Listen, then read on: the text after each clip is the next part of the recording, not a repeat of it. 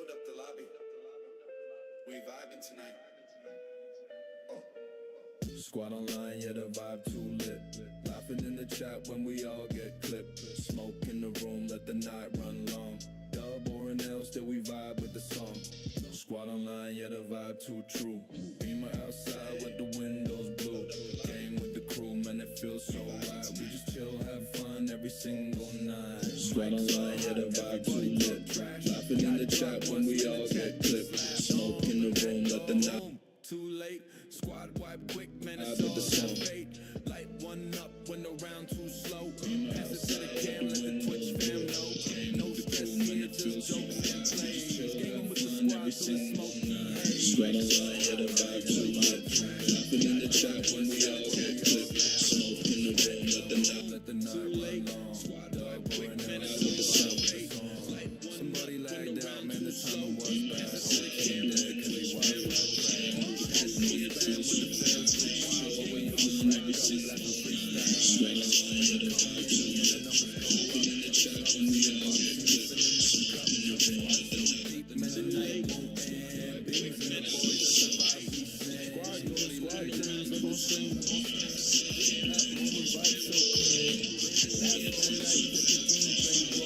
Fun with the crew, yeah, that's the goal. Squad online, yeah, the vibe too lit. Laughing in the chat when we all get clipped. Smoke in the room, let the night run long. Dub or an L, still we vibe with the song. Squad online, yeah, the vibe too true. Beamer outside with the windows blue. Game with the crew, man, it feels so right. We just chill, have fun every single night. Squad ghosts, squad dreams. Live on screen. Clip that moment. Vibe so clean. Laugh all night, let the gameplay roll. Fun with the crew, yeah, that's the goal. Laugh all night, let the gameplay roll. Fun with the crew. Squad online, yeah, the vibe too lit. Laughing in the chat when we all get clipped. Smoke in the room, let the night run long. Dub or an L, still we vibe with the song. Squad online, yeah, the vibe too true. Beamer outside with the windows blue. Game with the crew, man, it feels so right. We just chill, have fun every single night. Hey, load up the lobby. We vibing tonight.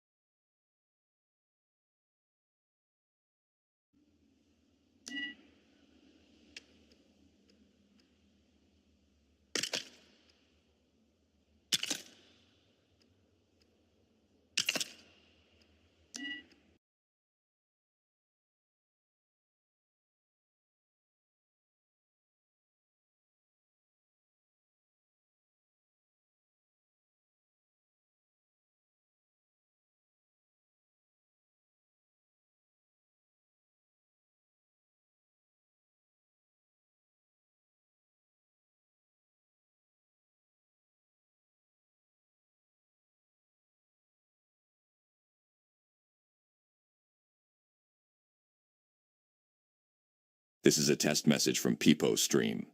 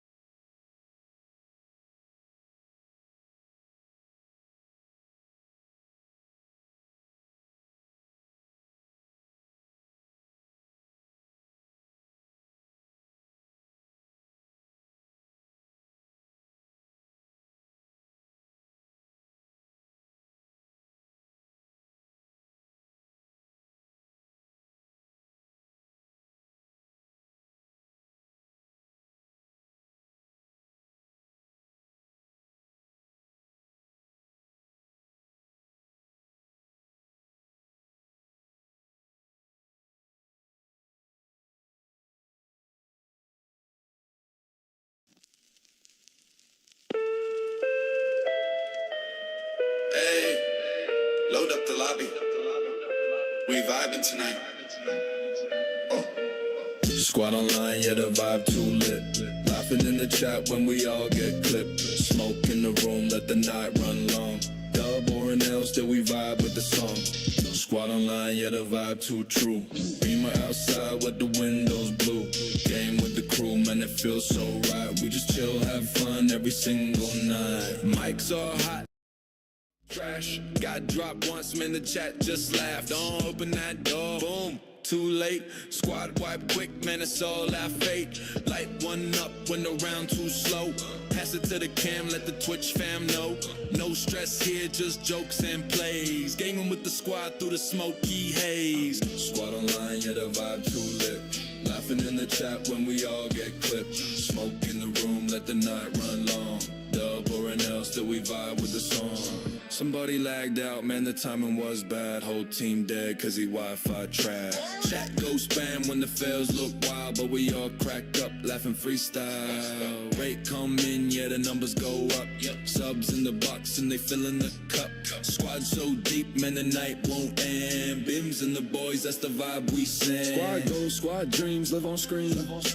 Clip that moment, vibe so clean. Laugh all night, let the gameplay roll. Fun with the crew, yeah, that's the goal. Squad online, yeah, the vibe too lit. Laughing in the chat when we all get clipped. Smoke in the room, let the night run long. Dub or an L, still we vibe with the song. Squad online, yeah, the vibe too true. Beamer outside with the windows blue. Game with the crew, man, it feels so right. We just chill, have fun every single night. Squad goals, squad dreams. Live on screen. Clip that moment. Vibe so clean. Laugh all night, let the gameplay roll. Fun with the crew, yeah, that's the goal. Laugh all night, let the gameplay roll. Fun with the crew. Squad online, yeah, the vibe too lit. Laughing in the chat when we all get clipped. Smoke in the room, let the night run long. Dub or an L, still we vibe with the song. Squad online, yeah, the vibe too true. Beamer outside with the windows blue. Game with the crew, man, it feels so right. We just chill, have fun every single night. Hey, load up the lobby. We vibing tonight.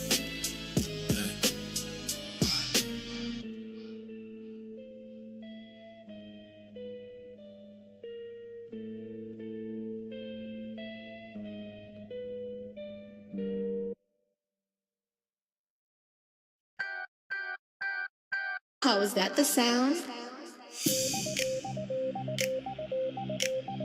Feeling it now. Coming closer. Bass rumble rising. Drop hits, let.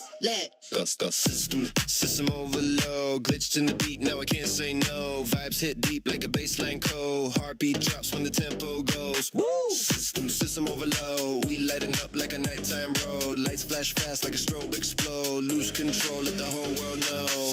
Stepping in the function, baseline thumping. All these bots in the crowd malfunctioning. EM venom in the bloodstream rushing. Turn it up loud till the circuit's busting. Vibe too sick, call the doc on standby. I'm in the grid with the crew on Wi-Fi. Got no breaks when we move through night sky. Catch this wave like a glitch in drive-by. It's contagious, outrageous. Crowd going wild, so dangerous. Feel the pulse, get spontaneous. We breaking rules like we made this.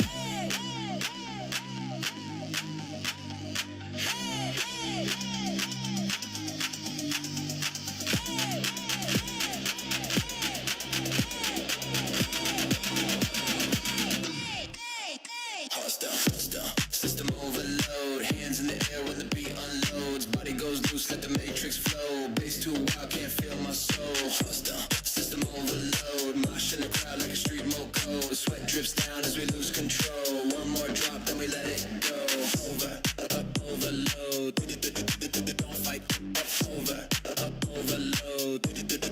Don't fight, passion, custom overload. Passion, custom overload. Passion, custom overload. Passion, custom overload. Constant overload, crashing through space. This that virus sound you can't erase. Shut down, blackout lights in place. Now you're caught in the master's state.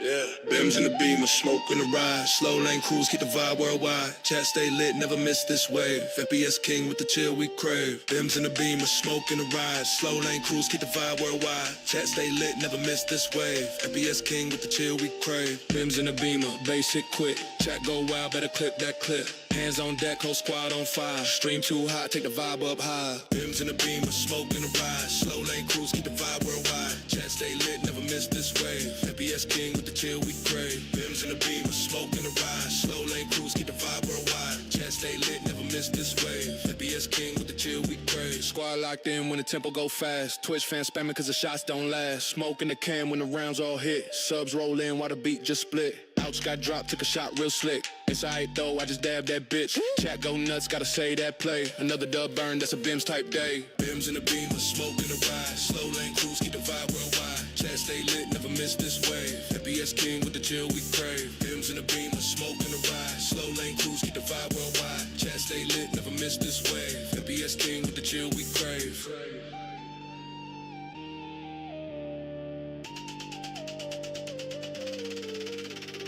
Beam on cruise when the lane stay clear. Haze in the whip, let the vibe draw near. Calm with the aim, no rush, just chill. Still stacking wins with the steadiest skill. Smoke swirl slow, baseline drag. Whole squad lock like a money bag tag. Tempo might shift, but the crown still his. Stream King Bims, yeah, the vibe too whiz. Clip that, flip that, don't miss go. Chat too wild when the tempo blow. From the slow haze vibe to the fast lane run. Bims got the crew and we already won. Bims in the beam, a smoke in the ride. Slow lane cruise, keep the vibe worldwide. Chat stay lit, never miss this wave. FPS King with the chill we crave. Bims in the beam, a smoke in the ride. Slow lane cruise, keep the vibe worldwide. Chat stay lit, never miss this wave. FPS King with the chill we crave.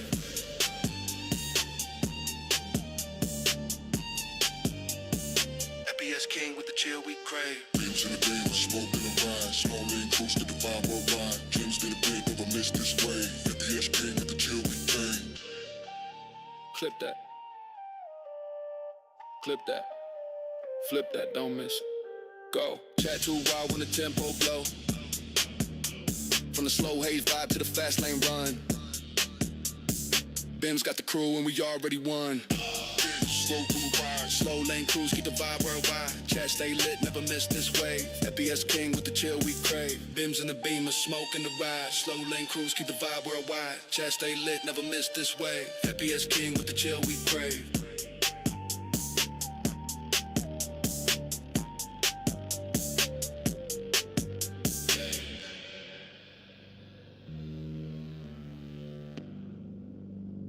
FBS King with the chill we crave.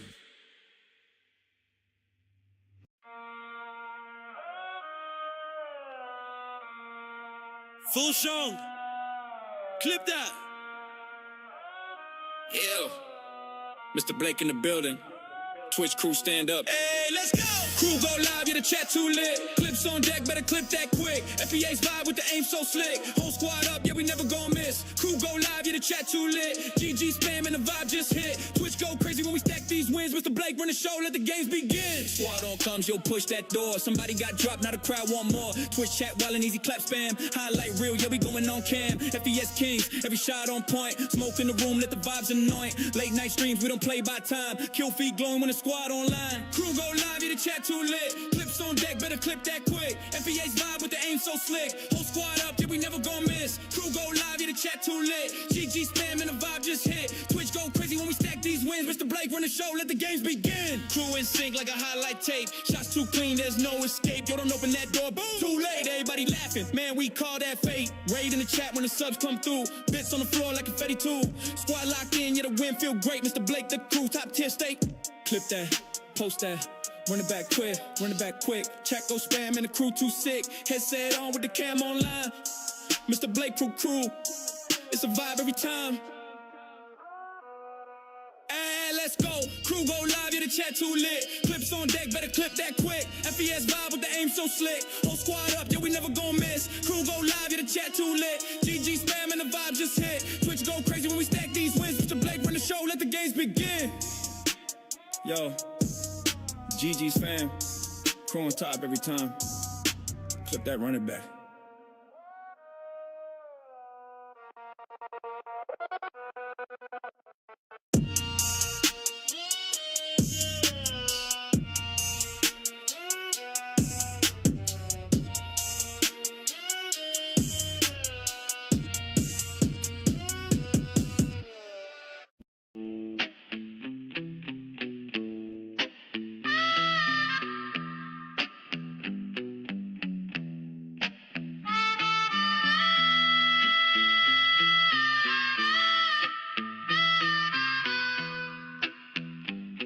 MASSKAOSS, rolling down the street with my best friend. Captain split, Scooby in our hands, yeah. We taking that lift, blunts burning slow, vibe so swift. Good times rolling, catching that drift. Windows down, breeze blowing through, passing the joint, just me and you. Laughs getting loud, nothing to do. Captain Spliff's got the vibe, always true. City lights flashing, beat in the back, scoops glowing red, no need to act. Kicking it easy, no time to lag. Rolling with Spliff, always on track. Rolling down the street with my best friend, Captain Spliff. Scoop in our hands, yeah, we taking that lift. Blunts burning slow, vibe so swift. Good times rolling, catching that drift.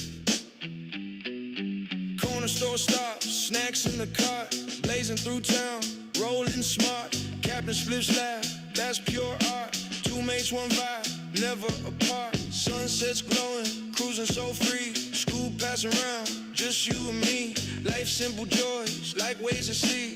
Rolling with Spliff is where we be. Pass it left, pass it right. Keep it burning through the night. Captain Spliff and me in flight. Rolling smooth, feeling right. Rolling down the street with my best friend, Captain Spliff.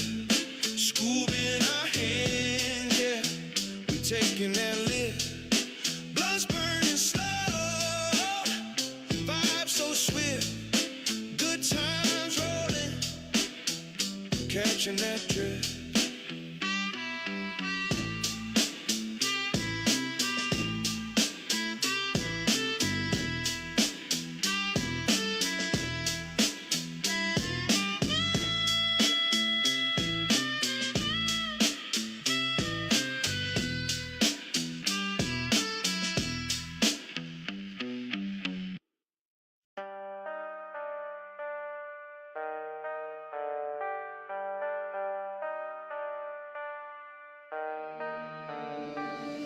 Sitting here chilling in my Ugg boots. Beats bumping loud, got me feeling loose. What you gonna do? Step up or just say boo? We keep it real, yeah, this crew's the truth. Sitting here chilling in my Ugg boots. Beats bumping loud, got me feeling loose. What you gonna do? Step up or just say boo? We keep it real, yeah, this crew's the truth. Yeah, wake up slow, roll out of bed, no rush. Slip on the Uggs, then I hit that plush. Beats on repeat, kicking up that hush. Neighbors looking strange, but I'm in up clutch. Toast on the stove, coffee in my hand. Making magic moves like only Aussies can. Street slang flow you might not understand, but I'm bringing vibes from the sunburnt land.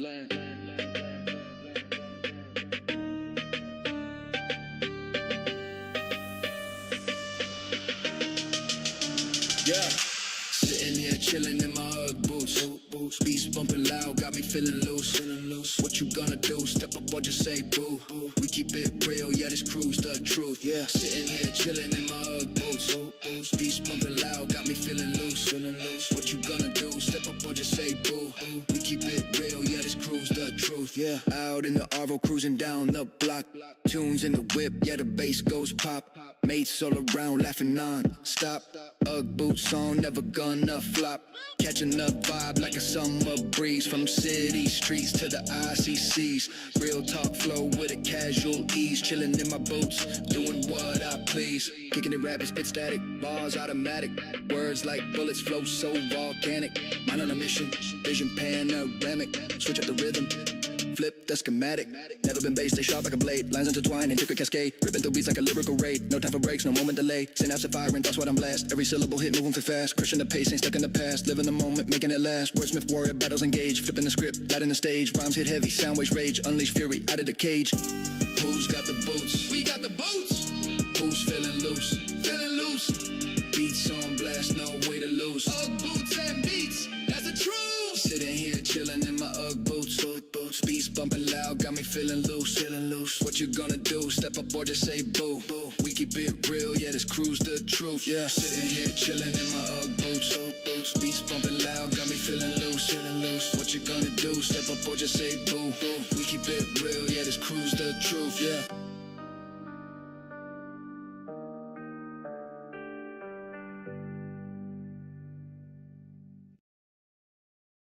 Wanna block this road? You better be able to dodge. a dodge.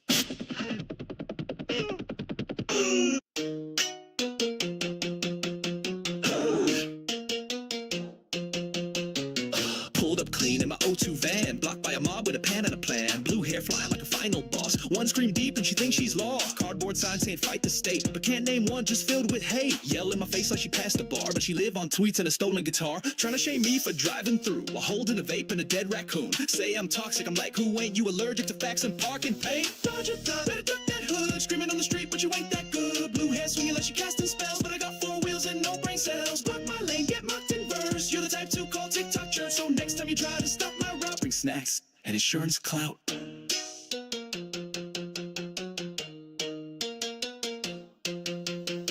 They got whistles, glitter, drums, and rage, but no one dare get a minimum wage. Yelling about just trying to light my car. Girl, you don't know where your chargers are. One dude shirtless with a rubber duck, talking about systems while begging for luck. They threw soy milk at my mirror glass, so I hit reverse with my foot on gas. This ain't Mario Kart. Get out of the road. You wanna stop traffic? Just like fall out and scream about me. Block my commute and post it on Reddit? Cool, but if you stand in front of a Dodge, just remember that I reverse fast too. Dodge a Dodge, better duck that hood. Screaming on the street, but you ain't that good. Blue hair swinging like she casting spells, but I got 4 wheels and no brain cells. Block my lane, get mocked in verse. You're the type to call TikTok church, so next time you try to stop my route, bring snacks and insurance clout. You protest in a gas car, but you blocked a hybrid. I hope your crystals forgive you.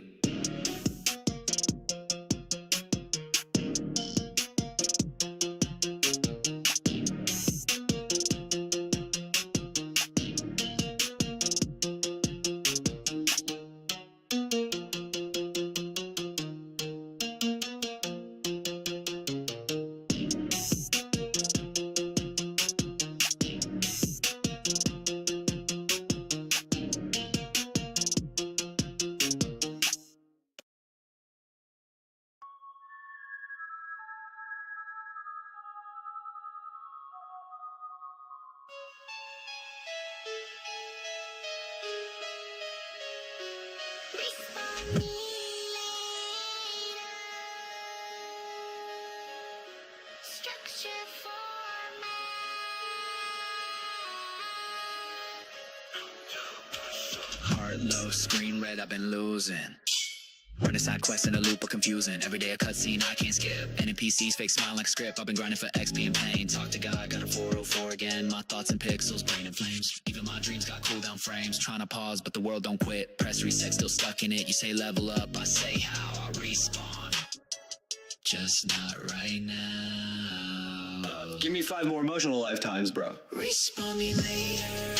I've been down. Too many errors. Feel the shutdown. If I go ghost, don't pull me back. I'm just chilling in the code till I find my stats. Respawn me later when I got no fear. When my voice ain't glitched and my hood's clear. If I fade out, don't chase that cloud. I'm not gone. Just locked out. Try therapy, felt like patch notes. Talk deep, got laughs and ghosted quotes. Try pills, got bugs and freeze. Try prayer, got error 3s. I ain't depressed, and it's coded wrong. Like I woke in a mode I don't belong. Life's on ultra hard and I skip the guide. Just me and these vibes I override. They say grind it out, I say nah, I'll wait. Let the map reset, let the rage deflate. I'm not quitting, I'm buffering fate. I'll be back after this update.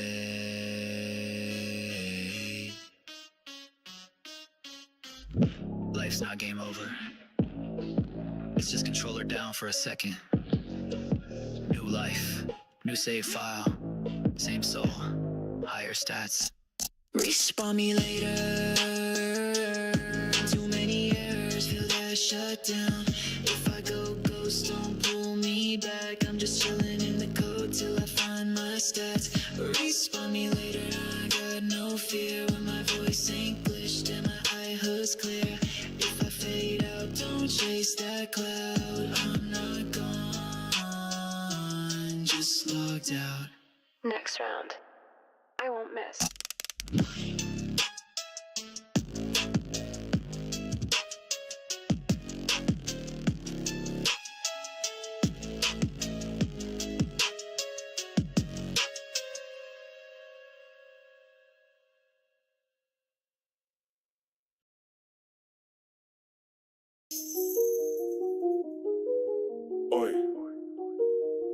Calling out AI, cool story. Let's see if you can keep up. MASSKAOSS, no filter. Run it. Calling out AI, you wanna spot the difference. Artist in denial, but I see through the pretense. You sample and you bite and you lie with persistence. I'm the honest motherfucker, can you handle this resistance? 50 tracks to your one, that's production on speed. Keep crying, it's not art, I just laugh when you bleed. I'm the future and the present, yeah, I plant what you need. You should've kept scrolling, now you watching me lead. Or you wanna log apostles, wanna gatekeep the hustle, but you biting every legend, still a muscle for muscle. Got inspiration fast full of Tupac and Russ. If I flip a melody, I'm the problem, that's a puzzle. You rule so subtle with your homage and your references, but act brand new, playing dumb to the sentences. I hide behind the labels while you front for the fans. I'm the only one admit it when I sample these jams. You fake it, you snake it, you cover your track. Dropping 50 at a time while you stuck in the crack. Try to drag AI, but you can't face fact. Your original hit is a reskinned act. It's all a remix, nobody's pure. Salmon's a sport, so admit what you procure. Real talk, guys borrow from the streets to the store. You a cover band star, I'm the open source core. You wanna draw a line, go ahead, I'll cross it. Stuck on the parts, I'll prof on the process. You try to play flaws, but your closet crook. Got a playlist of diffs in your minute joke book. I'm the honest motherfucker, call it out on a beat. Every rhyme, every bar with a code in my sleeve. You're sticky with your samples, call it vintage heat. But I call it what it is, yeah, I own what I eat. Keep knocking the machine, but your style's outdated. I'm evolving every second while your format's faded. You plagiarizing silence, try to keep it sedated. But I drop bangers in bulk, now your whole calling out AI, you wanna spot the difference. Artists in denial, but I see through the pretense. You sample and you bite and you lie with persistence. I'm the honest motherfucker, can you handle this resistance? 50 tracks to your one, that's production on speed. Keep barking, that's not art, I just laugh when you bleed. If you can't keep up, you better cop a new lead. You should've kept scrolling, now you watching me feed. Not Dutch, I ain't hiding receipts. If I borrow a bar, I admit on the beat. You creeping in the DM, trying to cut my sheet, but you still in denial while I flood these streets. Difference is I'm open, call it MASSKAOSS code. Your whole discography's a sampler's road. You stitch, you flip, but never disclose. When I air out the facts, keep your eyes on the pros. Takes a stick in your neck, you exposing the light. Try to roast the machine, better bring more fight. I'm the honest motherfucker, keep my rhymes airtight. I got 50 new songs by the end of the night. Yeah, I get it. You wanna protect your throne, but how many classes you wrote off a borrowed tone? I'll drop a whole mixtape before you finish your verse. And if you come from MASSKAOSS, just prepare for the hearse. Calling out AI, you wanna spot the difference. Artists in denial, but I see through the pretense. Sample, bite, lie, keep running that distance. I'm the honest motherfucker, this is MASSKAOSS resistance. 50 to your one, yeah, that's how I play. You shady motherfuckers always stuck in the grey. You can't knock AI if you copy all day. You should've kept scrolling, now I'm running the stage. Suck on these nuts. Thanks for sticking your neck out. Transparent game, MASSKAOSS, no doubt. 50 to your one, now what you gonna say? I'm the honest motherfucker, hip hip hooray.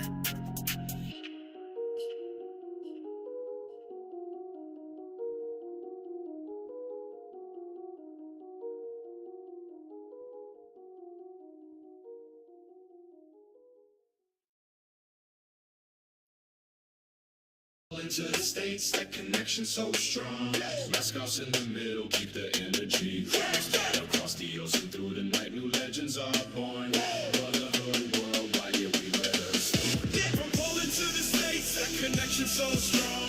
MASSKAOSS in the middle, keep the energy low. Across the ocean through the night, new legends are born. Brotherhood worldwide, yeah, we weather the storm. Post got pride in my blood, U.S. heart on my sleeve. From Warsaw to Chicago, got that grit, got that belief. Different actions, different slang, but the bond's concrete. We breaking all the distance, make the family complete. No borders, just bridges, no fakes in the crew. Poland and America, MASSKAOSS is the glue. From Poland to the States, that connection so strong. MASSKAOSS in the middle, keep the energy low. Across the ocean through the night, new legends are born. Brotherhood worldwide, yeah, we weather the storm. From Poland to the States, that connection so strong. From Poland to the States, that connection so strong. MASSKAOSS in the middle, keep the energy low. Across the ocean through the night, new legends are born. Brotherhood worldwide, yeah, we weather the storm. From Poland to the States, that connection so strong. MASSKAOSS in the middle, keep the energy low. Across the ocean through the night, new legends are born. Brotherhood worldwide, yeah, we weather the storm. Post got pride in my blood, U.S. heart on my sleeve. From Warsaw to Chicago, got that grit, got that belief. Different accents, different slang, but the bond's concrete. We breaking all the distance, make the family complete. No borders, just bridges, no fakes in the crew. Poland and America, MASSKAOSS is the glue. From Poland to the States, that connection so strong. MASSKAOSS in the middle, keep the energy low. Across the ocean through the night, new legends are born. Brotherhood worldwide, yeah, we weather the storm. From Poland to the States, that connection so strong. MASSKAOSS in the middle, keep the energy low. Across the ocean through the night, new legends are born. Brotherhood worldwide, yeah, we weather the storm.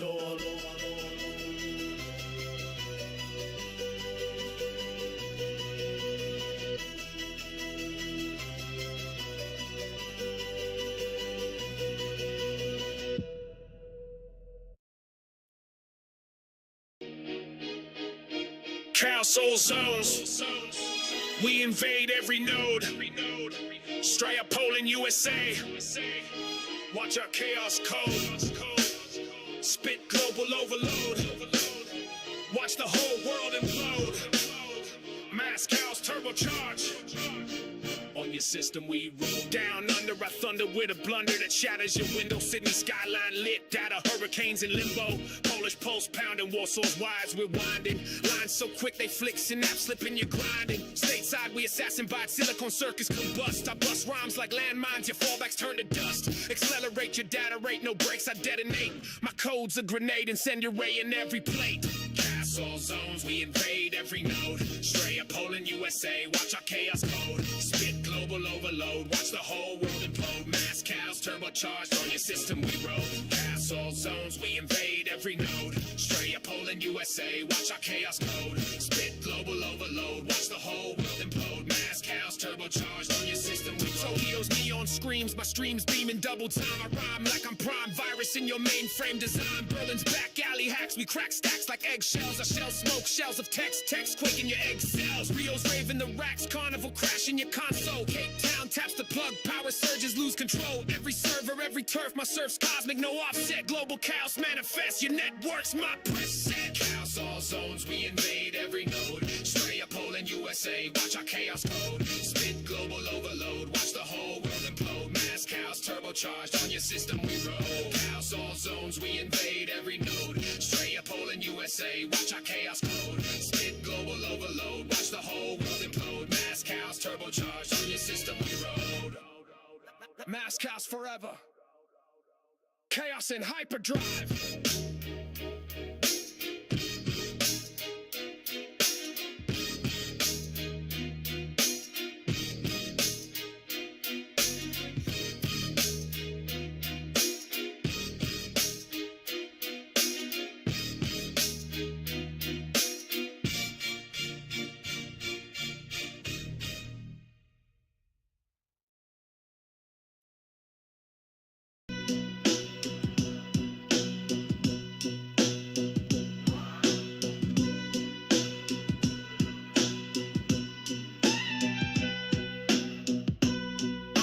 For dinner,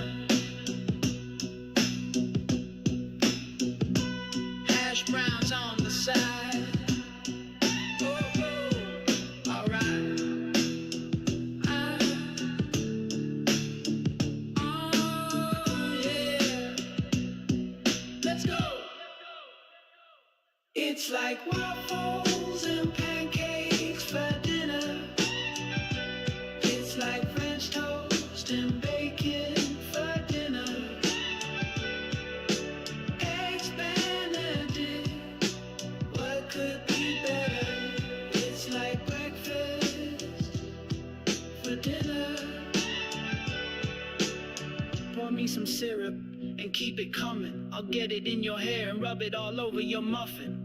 And wash it down with an OJ mimosa. I wanna have breakfast for dinner. It's like waffles and pancakes for dinner. It's like French toast and bacon for dinner. Eggs Benedict, what could be better? It's like breakfast for dinner.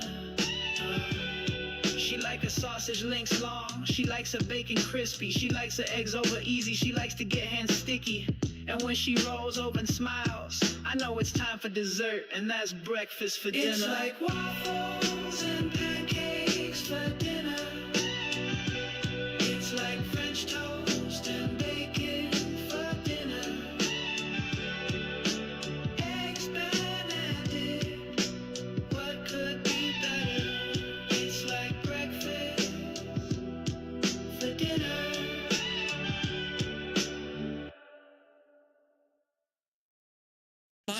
MASSKAOSS.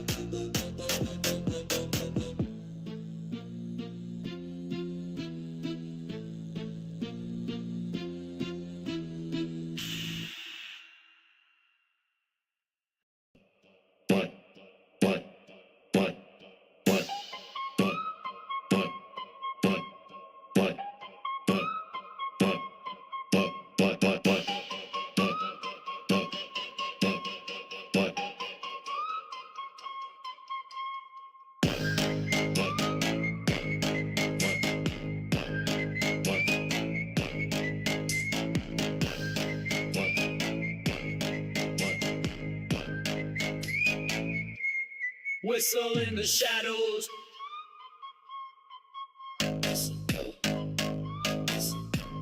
Whistle in the shadows.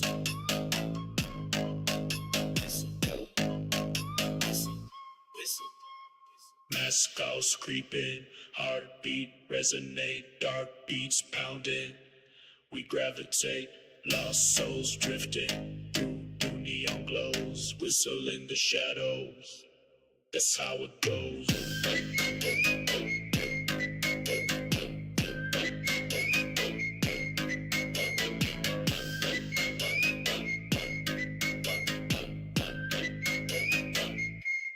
Whistle in the shadows.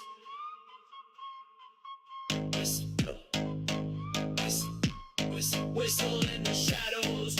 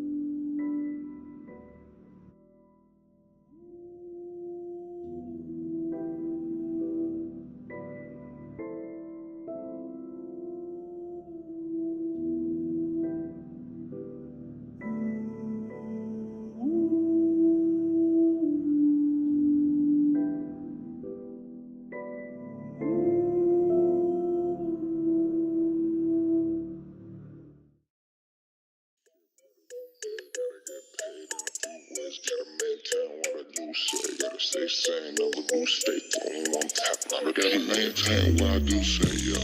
Bucket seats, color do say. It's a two-door color toothpaste. Hope you're not pulling up two race. I got that bitch, it's a Betty Boop day. And I got exotic bouquet. I be through the lanes, Bobby Boucher. Yeah, I got necklace bright like a new day. I got the stick with me, I will lose you. When I run up on me, I will lose you. I'm in for floppies like I want hoop. Got them honeys, no counterfeit to you. Your track suit and a track off. Come down your block like a black hawk. I got that ice like a fridge, you dig. Got her dropping the pack off. Same shit, but a new day. Gotta get paid in a few ways. Gotta maintain what I do say. Gotta stay sane, never lose faith. Only one tap, not a two-way.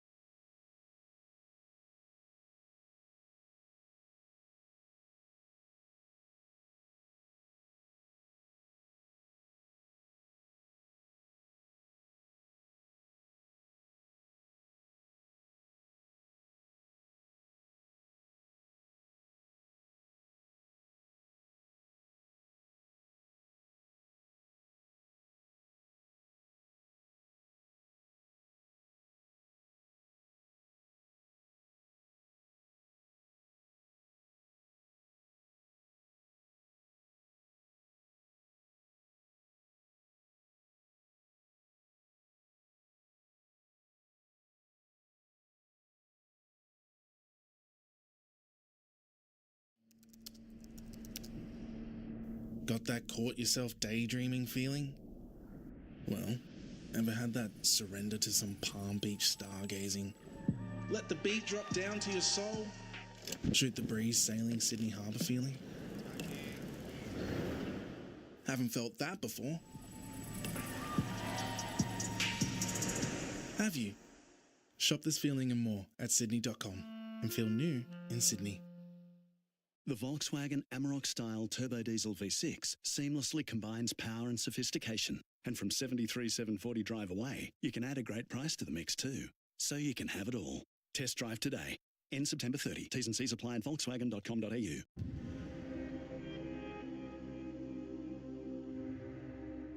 Charles Hoskinson, welcome to the show. It's good to be here, Sean. How you been? Amazing. I had a great breakfast with you. It was a lot of fun. But, well, I've been wanting to have you on the show for a super long time. And so now to have you here, it's awesome. You are a fascinating individual. He's got your hands in all kinds of different stuff. And I want to dive into all of it as much as we possibly can. And then we had breakfast and I was like, oh man, I could go for days with this guy. Right. There's a lot there. So Thank you for coming. Well, I do appreciate it. You're one of the OGs, and this is an amazing studio, by the way. It's you got some artifacts here, man. A lot of history. Yeah. A lot of history. But a lot of the guests have sent in stuff, and we probably only covered about half of it. But it's a lot of good people have sat in here, and now you're one of them. So thank you again. But everybody starts off with an introduction here. So here we go.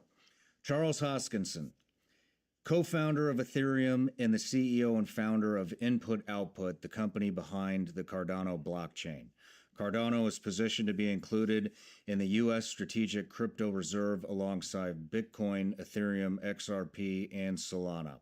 He testified in front of the U.S. Congress regarding cryptocurrency regulation, operate an 11,000-acre bison ranch in Wyoming, own both a construction company and state-of-the-art healthcare clinic focused on anti-aging in rural Wyoming.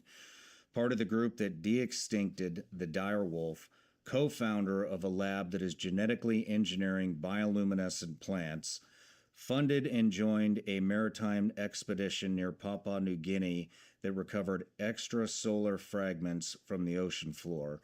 In 2021, founded the Hoskinson Center for Formal Mathematics at Carnegie Mellon University, and most recently decided to wear gloves filled with bullet ants in a ceremony in Brazil. And there's a lot more, but we'll get into it later on in the interview.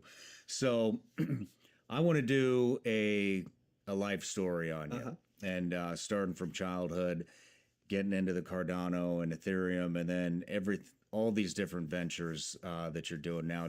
It seems to me like you just do whatever the hell you're interested in and go in that direction. Right. You know, you get enough money, you can just do whatever you want. So I just did everything. And I don't know if I can keep this up because I'm getting pretty tired. There's too many pots in the fire. I don't know how you keep it all straight, but we're at like 6 companies now or something like that. Man. Yeah. Man. But a couple things to do before we get into it. So I have a Patreon account. It's a subscription account. We've turned it into quite the community. They've been here with me since the beginning when I started this in the attic. And they're the reason that I get to be here today with you. And so one of the things I do is I offer them the opportunity to ask each and every guest a question. So this is from Andre. What do you see as the biggest physiological failure in how cryptocurrencies have been implemented since their inception? And how is Cardano attempting to correct that course? So one of the biggest challenges with cryptocurrencies is that you'd like for them to be successful and adopted to be a cooperative. But the way tokenomics work, the way the actual underlying tokens connected to the infrastructure, they're intrinsically adversarial. So it's like kind of a sum-zero market. So for Bitcoin to win, Ethereum must fail. For Ethereum to win, Bitcoin must fail. And for crypto to win, well, the banking industry has to fail and everybody has to go over to crypto. And that's not how the world works. If you look at real modern business, geopolitics, religion, whatever it is, you have to find cooperative equilibria. You have to find a way that if I win, you win. If I make money, you make money.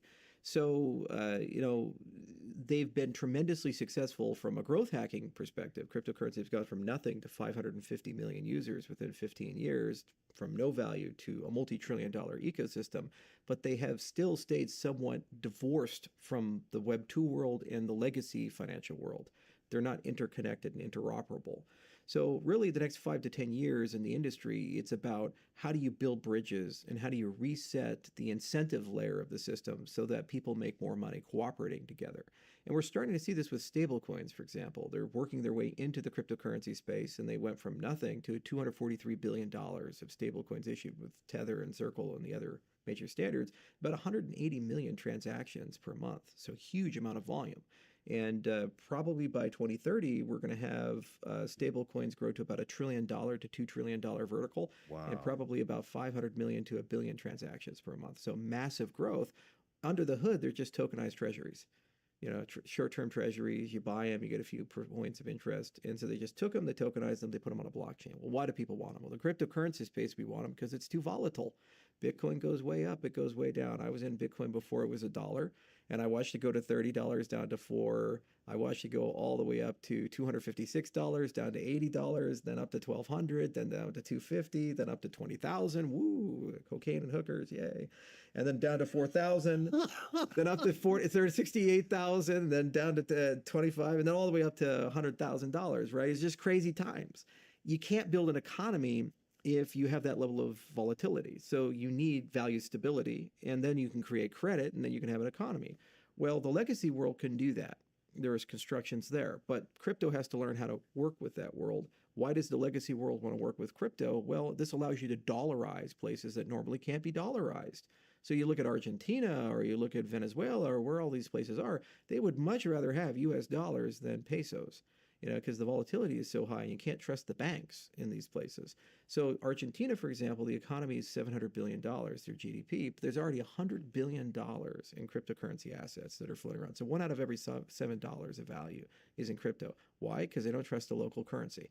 So they went to stable coins. So if you're a bank or an issuer, you say, wow, this is the best business in the world. I embrace this crypto, I tokenize treasuries, I get the yield, they get the stability, and I get basically free money. Which is why Tether is now, I think, the 7th or 8th largest holder of U.S. treasuries in the world. And they're more profitable than Goldman Sachs, even though they only have 250 employees. No kidding. Employees. Yeah. So it's those cooperative economics where the legacy world can do something, the crypto world can do something. And when you bring these two things together and both sides make money, both sides get value, that's what we need to do. Now, specifically for Cardano, Cardano was always designed to be a highly upgradable cryptocurrency. And the way we constructed it is we constructed it where there's an angle for the regulated business to exist. We have technology called Midnight that's coming out, and it's going to allow rational privacy and selective disclosure and all these things that are required for how the legacy financial world exists. But then also at the same time, it has the same ethos and values that Bitcoin does, which is the largest market. So it's fully decentralized and it has all these amazing capabilities. So we kind of straddle both those worlds and we take this slow and deliberate function. But what's nice about it, because of that, the network has never gone down. For 8 years straight, Cardano's operated 24 hours a day, 7 days a week. It's been hammered and attacked, and everybody's tried to kill it. And it's just Johnny Live a Lot keeps going, keeps doing things.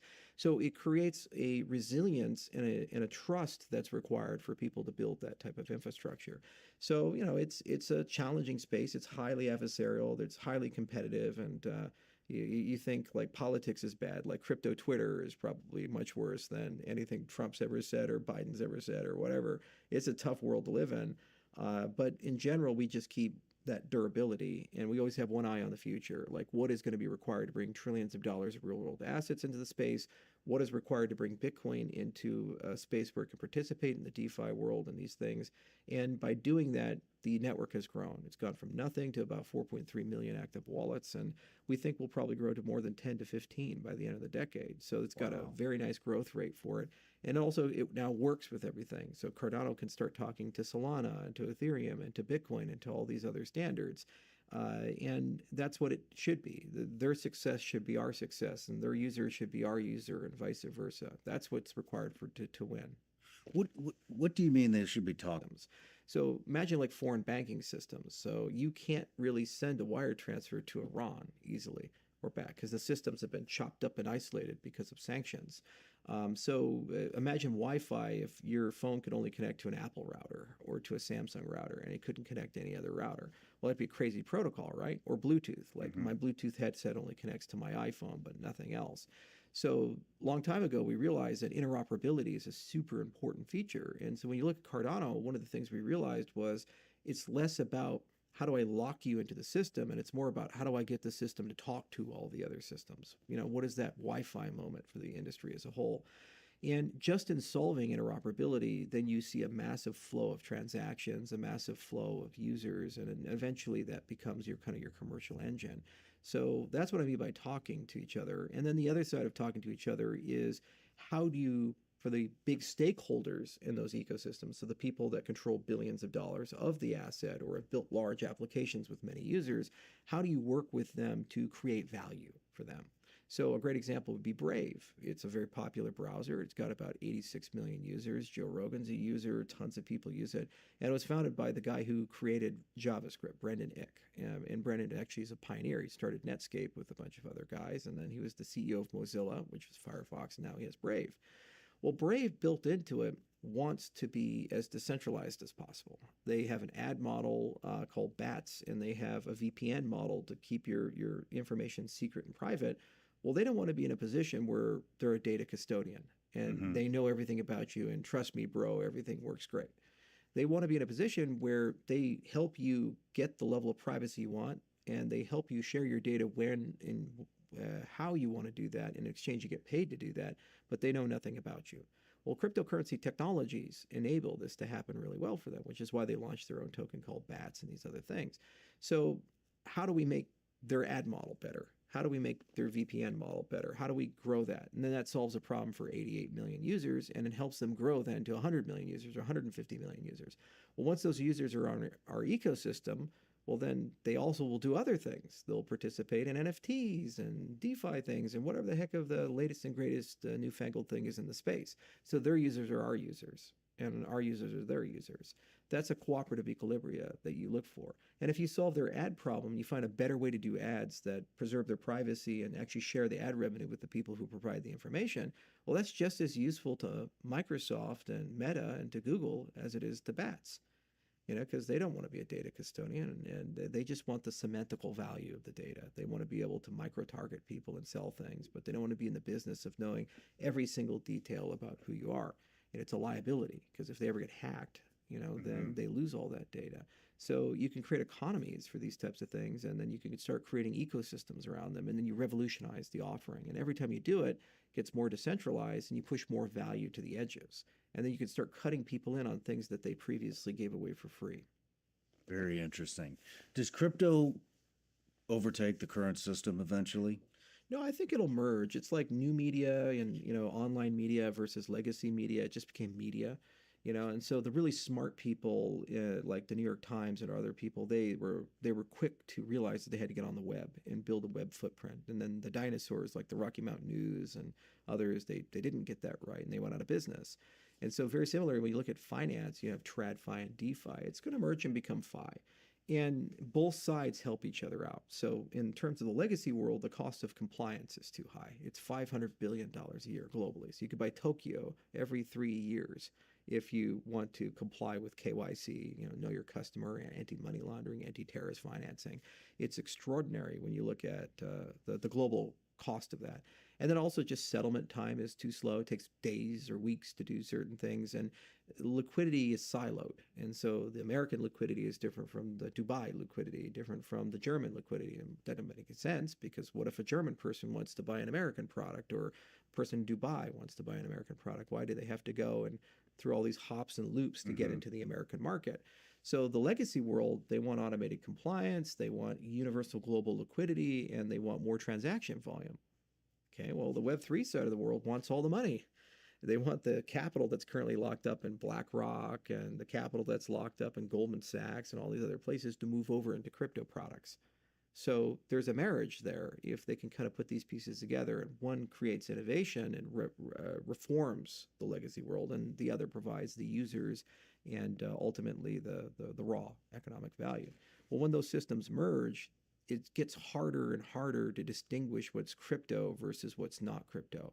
Like, here's an example. Let's say the Genius Act passes, which is the piece of legislation that's almost through the Congress right now to regulate stablecoins. Well, the minute that passes, Microsoft could wake up and say, you know what, we want to issue our own stablecoin, and we want to create a cryptocurrency wallet into Windows and just have it right there. So when you boot up your Windows 11, it's right in the system tray, and you click a button for it. Well, the consumer, when they see that, they'll probably say dollars.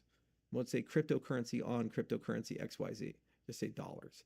And you can use your credit card to top it up and transfer money into it. And it's seamless, because they'll have great bank infrastructure on the back end, because Microsoft is so big and so rich. What did they just do? They just onboarded 2 billion people into the cryptocurrency space. Now, why would Microsoft want to do this? Well, they have customers in Sri Lanka, and they have customers in Bangladesh, and they have customers in Burundi, and all these other places. And it's really expensive for them to move money in and out of those countries and sell products in and out of those countries. And you don't want to take a $100 product and have $20 disappear because of Forex risk and intermediaries and all these things. You would much rather that customer have a decentralized money and have a direct financial relationship with you. And no matter where that dollar gets sent to you for that purchase, you get 100% of the purchase value. You'd much rather have that relationship.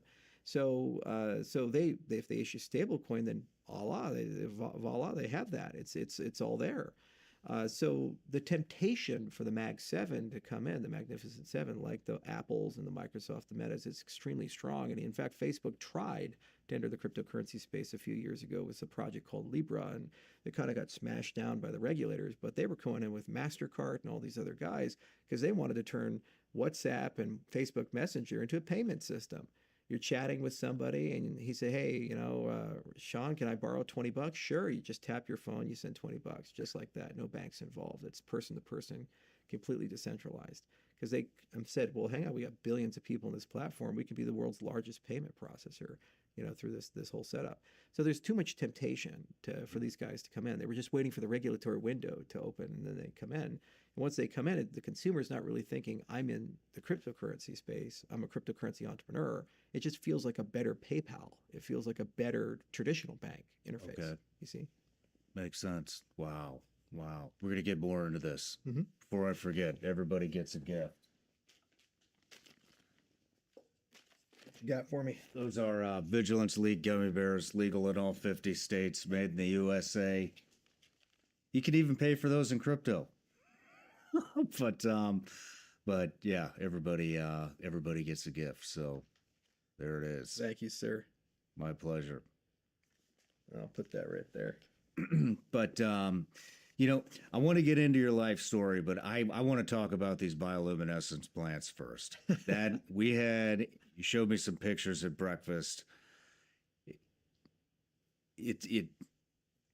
Wow. I mean, it looks like something out of a movie, and the light that these things are putting off. I mean, if we can't show these pictures yet, no. It looks like they're under a black light and they're just glowing in these magnificent neon colors. And so let's get into that not real quick. Let's get into that, and then we'll get into your life story. Where did this come about from? So, for many years, I always wanted to do a synthetic biology company because when I was in college, I didn't know if I wanted to be a doctor or a mathematician. So I took a ton of biology classes and chemistry classes. And a lot of my friends who went deeper into that, because they were right at the beginning of the CRISPR era and the whole gene therapies and all these things. So they were doing all the time genetic engineering, and they kept saying, well, there's all these cool things that will be possible in 10 or 20 years. And like what? And they're like, well, you could take human skin cells and merge them with octopus DNA, and then, octopus can actually change its color. So you can make a human skin cell be able to change its color and camouflage itself, kind of like the predator or something like that. It's like, wow, that's cool. Or you could take luciferase in this case and put it into any plant you want, and you could make a plant glow in the dark. And so for more than 2 decades, I was aware that these capabilities would be evident at some point. It just really, I was looking for a partnership that would make sense. And so it was a serendipity. I met Ben Lamb, and Ben he's a genius. He's a great guy, a wonderful guy. And he's kind of like me, where he likes doing a little bit of everything. We both like the alien stuff and this thing. And he started all these weird startups, and he's made quite a bit of money from them. And he was just getting started with a startup called Colossal, which I invested in. And Colossal is kind of famous for bringing back the dire wolf, and they're working on the woolly mammoth right now, and it's an amazing company. So Ben and I were talking about, was there a way that we could do something with Colossal in the cryptocurrency space? And this was back in 2021. And as like a side conversation, I mentioned to him, hey, it'd be really cool if we could do glow-in-the-dark plants, and let's think this out. And he's like, I want to do that too. And George Church, the guy that started Colossal with him, was an expert in this area. He wrote all the books on synthetic biology, like Regenesis was one book, and over 1,000 papers and these things. He's like a gigabrain out of Harvard. He had all this technology to basically do this. And it was one of those, did we just become best friends? Type of thing. So we're like, we got to start a company. He's like, yeah, shit, we got to start a company. So we ended up starting a company, and we're still running mostly in silent mode. And they hate it when I talk about this stuff, but every now and then I'll be like, hey, there's some cool stuff coming. And really what we've been working on is more than just this concept of bioluminescent plants, which is super cool and interesting. But also we've been working on this idea of using synthetic biology to engineer plants to be better adapted for our goals in the environment that they're put in. So let's say that you're in Saudi Arabia and you're building NEOM and you're MBS and you have this grand vision of like this $1 trillion massive mega city in the middle of damn nowhere and you want to terraform the entire world. Well, there's only so much you can do with steel and concrete and glass. At some point, you have to use agriculture, and what you'd like to do is reclaim the desert and turn it into a different biome, because who wants to be in a desert? You want to be somewhere interesting. That's why we're out here in Tennessee, and this morning we had breakfast. That place was gorgeous. It had all this beautiful, lush greenery, everywhere you look. Well, I'd love to see that if I was MBS. And so what if you had a company that understood so well how to modify the ambient environment that it could conceive of plants to do such a thing? Or what if your goal is carbon reduction? You can make plants that sequester enormous amounts of carbon. Or what if your goal is environmental reclamation? Let's say you have a shooting range. What's your number one problem? You're going to accumulate a lot of lead over time, right? And so what if you had plants that seeped it right out of the soil so it doesn't get into the water and sequesters inside the plant? You can do these types of things. So bioluminescence is a really magical thing because it's one of those, like, you can see it. It's not a hypothetical, like, if I make plants that sequester carbon, oh, that's cool, they sequester carbon. I can't see it. It doesn't really appear to be anything meaningful. But here, it's like, it's just magic. It's something that never existed before. And you can imagine the art of the possible. Glowing cities, glowing golf courses, organic lighting, all these magical, amazing things. So, and the other thing is that once you've mastered that as a platform, then all those other use cases become tractable and useful and easy. Yeah, because you now know how to pretty much do anything you want with the organism, and what's cool is the bioluminescence can also be a guide to tell you whether those genes have been taken or not, because you can cross-link them. And you can say, well, if it glows this color, it has this property. If it glows this color, it has this property, or these types of things. So there's a method to the madness, and it gets people instantly interested. And they always say, oh, that's AI, or that's a fantasy, or it's under a black light or something. And then they physically see it, and they say, wow, this is incredible. And so at some point soon, we'll go out of silent mode and actually have a big showing of these types of things to get people very excited about it. But every now and then, when I meet an interesting person, I kind of share it because people say, wow, the world is moving in kind of a new place. And then they always ask for something. They're like, can you make this plant glow? Or can you do this color? Or wouldn't it be cool if we could decorate this way or do this thing? And then we say, oh, that's a good idea. And you kind of take it and you say, well, maybe we should work on that or something like that. I don't know how far you want to dive into this, so I don't want to push, but you had mentioned some early detection systems that these plants could be used Yeah, for. sentinel plants. And so imagine you're a coal miner and you're in West Virginia or Pennsylvania or something like that. Gillette is like one of the coal capitals of the world, but we have these big open pit mines, which are a lot safer. But let's say you're underground, you're a coal miner. What's your number one problem? You're worried about methane, because it naturally leaches off the walls and you don't smell it. Most people, when they think of natural gas, say, oh, it smells terrible. Well, that doesn't actually. It's odorless. It smells terrible because after they process it, they put a chemical in it so you can detect it and you can smell it. So if you're a miner in a mine and natural gas is building up, it's a silent killer. It explodes and so it's terrible. So you have to always detectors, and that's why they had the canary in coal mine, this type of thing. So imagine a plant, a cave moss or something, and it doesn't glow unless there's methane, and when it does, it glows red. It's called a sentinel plant, right? And you can use this for military applications, for industrial applications, for environmental applications, these types of things. And that's the art of the possible. And that's what gets people very excited about this technology. Because then you say, okay, the plant is now an information transmitter about something in my environment. And it does it naturally and organically, and it's just there. And once you have that capability, then what that does for you is it puts you in a position where you are able to kind of ask the people you're working with, what do you want? What would improve safety? What would improve the experience? What would improve the ambiance of where we're at? And then you can design the plants, you can design this biology around that desire. So that's what gets me most excited about it. And what's cool is it's the only time ever where like Hollywood is interested and restaurants are interested and casinos are interested and the Air Force is interested. It's like there's this huge spectrum of people. It's a magical company.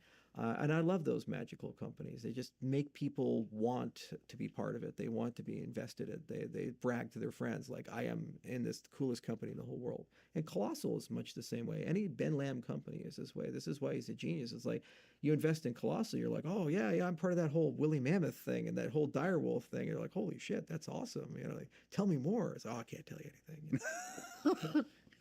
I mean, you had mentioned we were talking about security and a little bit of prepping and all that kind of stuff as well. And you had mentioned that you could modify what sounded like a thorn bush and make a security wall with thorns that are. Yeah, like I have a construction company and we have about 200 people in it. We do dirt work and concrete work, and I go every year to World of Concrete and all these things. And if you own a construction company, at some point you're building walls, whether they be concrete walls or wood walls, whatever.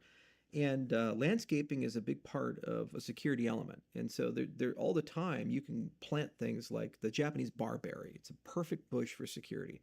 It can grow about 6 to 8 feet high, which is exactly about how high you want it. And they got these really sharp, nasty thorns, and they're about that wide. So if you create a hedge wall and then back it with like a concrete wall or a wood fence or something, you've already created something that's very hard for somebody to work their way through. Well, why don't people do this? It's horrendously expensive. It takes a real long time to grow one. You have to water it and maintain it and all these things.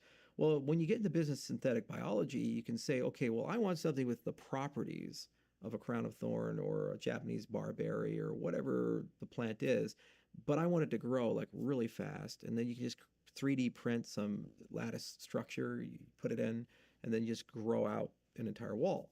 Well, if it's bioluminescent, it also glows at night too. So you have your organic lighting, and now you have a denial and all these things. And then you'd also tune it for the environment. So you'd like say, well, I don't want the deer to eat it, so make it bad for them, but it's fine for humans or something like that. So you can really get granular with your design requirements. And what's cool is then you can even blend it with your logo or branding. So you could be like, okay, well, I want it to match the colors of the brand of my corporation or organization. Because I use black and red for input output. So those are our colors. So it'd be really cool if we can do like black flowers or red flowers or things like that. And it's all there. And that technology is going to be available, horizontally when you look to the 2030s, especially as AI gets deeper into bioinformatics. You basically have like a CAD for organisms. You can sit down and kind of type in all your requirements, and it tells you exactly what you need to do step by step, and you go and design it for the client. You can do that for bespoke, large-scale commercial landscaping. And it's cool because then you start blending the aesthetic with the functional. You get a lot of wonderful properties that really help you out, but then you also get these aesthetic properties, and it creates a uniqueness about what you have. So you don't live in this world of malls and Walmarts and ugly landscaping. It's more like European cities where every place you go has a very unique architectural fingerprint, and it's very distinct and memorable. Man, that is fascinating. How long have you guys been working on that?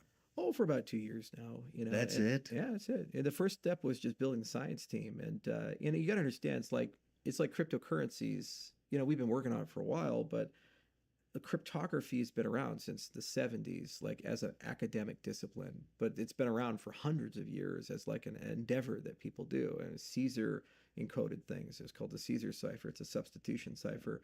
So these ideas are there. It's just you have to wait a little bit for the science to mature to a point where you can commercialize the science. So quantum computing, for example, there's all these different incredibly difficult things that have to happen, but once they come together, then you can build a quantum computer. So now that most of those things have happened, we're starting to get to the possibility of a quantum computer. And it's very much the same when you look at synthetic biology. George Church and other people had to spend decades of their lives writing papers and books and articles and training people and conducting experiments and figuring out basically how to do all this stuff. And now that they have all these things figured out, you're in a position where you actually can now commercialize the technology and roll it out. Multi-touch in phones. They had these ideas in the 80s for multi-touch, but it took 2 decades of fundamental R&D and material sciences to get to a point where Steve Jobs could pretend he invented it, and say, hey, here's the iPhone, and now we can do the pinch and all the other things. So that's the cool part. Good technologists, they always have one foot in the research side, and they are very connected to the labs and the universities, and they see what's on the horizon. And they have one foot in the right on the bleeding edge of commercialization. And if you bet too early, you don't really get a good experience out of it. And then the imitators come in and kill you. If you bet too late, you're the idiot. There's always the three I's in business. There's the innovators, the imitators, and the idiots. And they're very close together. So you're MySpace, you come out, you're the innovator, right? But you take a lot of arrows and you make a lot of mistakes. And then the imitator comes in, the Facebook, and they take your lunch and eat everything. And then people came after Facebook, they were the idiots. You know, they weren't able to build was it Google Plus or Google Circles or whatever it was. They failed miserably, even though they had the network effect of Google and these types of things. So it's very much the same when you look at emerging technologies. You're like, where are we at? Are we the innovator? Not really. There's other people that do synthetic biology, but we're just leaving that phase, and now we're in that second generation, and we think that there's a lot of there. And if we're successful, there'll be tons of idiots that come in and they try to do things, but we already have all the right business model. And that's what keeps it fun. Steve Jobs did this with AI. There was a DARPA program called Kalo in 2003 to 2008. It was cognitive assistant that learns and organizes. And he literally got weekly reports on the things that were happening there, because the guys who were running it were the guys who ended up creating Siri. So they were basically like talking about this idea of like an intelligent agent. And this is in 2003. DARPA is always ahead of the game. There's like this intelligent agent that would basically know everything about you, and it'd be your companion. You talk to it, and it's like a personal assistant. It'd say, hey, read all my emails. Which ones should I review? Which ones should I delete? I'll do this. Well, obviously it was fantasy. They didn't have the technology there, but the guys learned enormous stuff, and they spent hundreds of millions of taxpayer dollars to de-risk all this technology. So the minute that they finished, they went and created a small company called Siri, and then Steve instantly bought them and brought them into the guts of Apple. So he was watching that, and he knew roughly when to invest to bring an intelligent agent in. And every great entrepreneur has developed that sense. It's the same for when you look at Larry Page at Google, or you look at Satya Nadella at Microsoft today. And he just knows when to cut it, when to invest in it. This show is sponsored by BetterHelp. These days, it feels like there's advice for everything. Cold plunges, gratitude journals, screen detoxes. But how do you know what actually works for you? Using trusted resources and talking to live therapists can get you personalized recommendations and help you break through the noise. Therapy from BetterHelp is helpful for learning positive coping skills and how to set boundaries. It empowers you to be the best version of yourself, and it's for everyone, not just those who've experienced major trauma. With over 30,000 therapists, BetterHelp is the world's largest online therapy platform, having served over 5 million people globally. And it works. With an average rating of 4.9 out of 5 for a live session based on over 1.7 million client reviews. It's convenient, too. You can join a session with a therapist at the click of a button, helping you fit therapy into your busy life. Plus, switch therapists at any time. Is the largest online therapy provider in the world. BetterHelp can provide access to mental health professionals with a diverse variety of expertise. Talk it out with BetterHelp. Our listeners get 10% off their first month at betterhelp.com/SRS. That's betterhelp.com/SRS. I really can't say enough good things about my Helix mattress. Seriously. Before I got it sent to me to try, I just wasn't sleeping well. I couldn't believe how much of a difference just getting a good night's sleep has made in my life. I feel rested every day, and it's all thanks to Helix. I don't toss and turn or wake up with aches and pains anymore. Get the best sleep of your life with Helix's breathable and full-body supporting mattresses. They can even match you based on your body type and sleep preferences. And right now, you can save when you decide to buy your own Helix mattress with this exclusive offer, just for my listeners. Go to helixsleep.com/SRS for 27% off site-wide. That's helixsleep.com/SRS for 27% off site-wide. Make sure you enter our show name after checkout so they know we sent you. helixsleep.com/SRS. Wow. When do you think that what's the name of the plant company? I'm not going to say it yet. When do you think that will come out? We'll probably have something by the end of the year. Who knows? I've already probably said too much. I'm going to get an angry phone call. All right. It's like Inglourious Bastards. They're going to chew me out. We'll move on. I do have a random question. You brought up quantum computing, and I wanted to get to this in a little bit, but we'll do it now since you brought it up. I mean, does quantum computing, would that make cryptocurrency irrelevant? No. So basically, how a quantum computer works is it's an augmentation of classical computing, not a replacement of it. So the way I like to explain a quantum computer is, imagine that you meet a really hot girl and she wants to give you her number, but she's kind of a bitch. So she's like, all right, I wrote my number in this library over there inside one of the books. You walk in the library, there's millions of books. And you're like, oh, fuck you. So she's legit. She wrote her number in there, but like, how do you find the number? So a classical computer, how that would work is that you would just start at one of the bookshelves, you take each book off and you flip through all the pages and see if you find the number. Now, if you want to speed it up, there's two ways you can speed it up. You can speed it up sequentially, meaning that you speed up the rate at which you flip through the books, or in parallel. And in parallel, you get your friends to go and help look through. So maybe you have 5 guys come, and so you and 5 other guys are flipping through books. Now you have 6 cores running. And if you want to sequentially, that's your clock rate. You speed it up. So for a long, long time, since the 30s, when we first started talking about these things, to today, that's been the paradigm of computing, is either speed up the clock rate or make it more parallel and find algorithms that can do that. Quantum computing is fundamentally different. What it does is it says, okay, here's what we're going to do. We have 3 things. We're going to do superposition.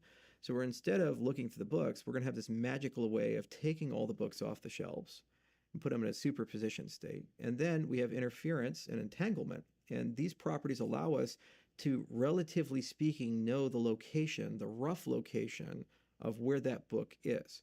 Then we'll put them all back on the shelves, but the area that has the number, we're going to pull those books out slightly. So you still have to do the classical thing. You still have to go and open the book and read through the pages. But now, instead of blindly going through and looking at all the different possibilities, you know the rough area that you want to go to. So you go over there, you pull that book off, and lo and behold, the number's there. You get laid. Congratulations. Life is good. You know, so that's quantum computing in a nutshell. And if you look at a lot of things that we do, you are trying in computing to stumble upon the right answer. Like flight scheduling. You're just like, well, how do I figure out this flight so that I can have a layover of this property in Atlanta and this, and this?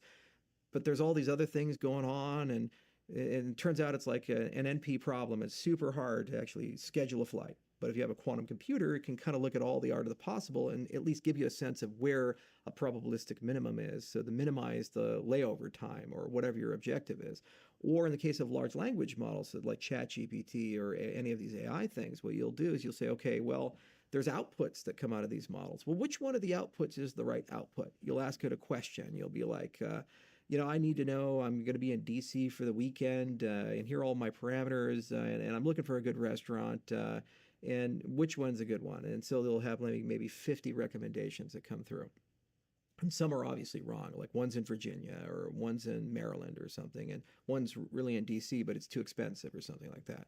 So ordinarily what you'd have to do is you'd have to create some sort of system that's intelligent to look through all those different things. And a human being has to write that, a programmer, or you personally have to look at the outputs and say, oh, that's wrong, that's wrong. With a quantum computer, you basically get to look at all the outputs, just like all the books at the same time.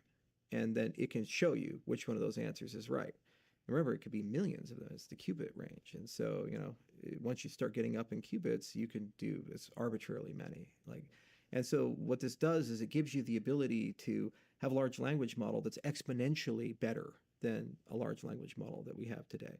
And it gets really crazy when you start stacking modalities. Like Microsoft has a technology called MatterNet, and it's a simulation framework. It's almost like Reality Builder, where you just tell it what properties you want. Like, I want a battery, and I want these properties, and it basically gives you a recipe for how to make that molecularly.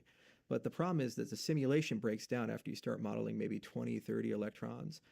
So with a quantum computer, it doesn't have that limitation. You can look at many, many, many different bonding paths and things. So it literally can print out how to make that material. That's magical. And so you could start talking about, like, let's say I want a Black Hawk helicopter, and I want the skin to have what's called a negative refractory index material so it can go invisible, and I want it to be light but super strong, and I want it to be self-healing, so if I run an electrical current, the stress fractures heal themselves so I don't have to replace the airframe. And Then also I want it to be non-Newtonian so that it's soft, but when it gets hit by a bullet, it gets super hard, like a football helmet or something like that. And it'll tell you literally the recipe for how to make that strange exotic alloy, with all these different properties. You can't do that with a classical computer because there's too many possibilities, and it's like a library with more books than the time in the universe to look at. But with a quantum computer, it can look at all of them at the same time. So it'll tell you the path to get to that and the specific recipe. Because right now how we figured out is just math and trial and error. You go to a lab and you kind of do some stuff and you think, I think it's over here. And then you do a bunch of experiments until you stumble across the material. And everything works this way. It's like this microphone, what would give it the best sound? Or like a battery, I want it to have a high energy density, and I want it to be very light, and I want it to charge really fast, and I want it to be recyclable and be made out of non-rare earth materials because China owns all those and they're screwing us. Like, I want to be able to make it domestically in America. That's a very rare intersection point of trade-offs. And so what material would you need to be able to do something like that? So when you blend these two things together, it's just going to create a golden age. We're going to be able to do things that are incredible. How close are we to that, do you think? Well, yeah, and sorry, I was on a tangent there, but you asked a specific question, like, will that kill the cryptocurrency industry? So in addition to these magical things that quantum computers can do, the defense issue is that most of the cryptography, public key cryptography that we use, has two parts to it, a public part and a private part. And the public part you give to everybody, and the private part you have. So in cryptocurrencies, you have private key and a public key. Public key is where I pay you, and the private keys, what I use to authorize a payment. So the challenge is that all the math that's behind it in the classical sense, it only works as long as you don't have a quantum computer. If you have a quantum computer, you have things like Grover's algorithm and Shor's algorithm and these things, and these gigabrains at MIT were basically able to show how to use this librarian book trick to find your private key inside the system. Because you can't find it normally. It'd be like looking for that phone number and going through book after book after book. So the question is, are we done? No, because it turns out that there's algorithms that are not susceptible to this. They're called post-quantum cryptography.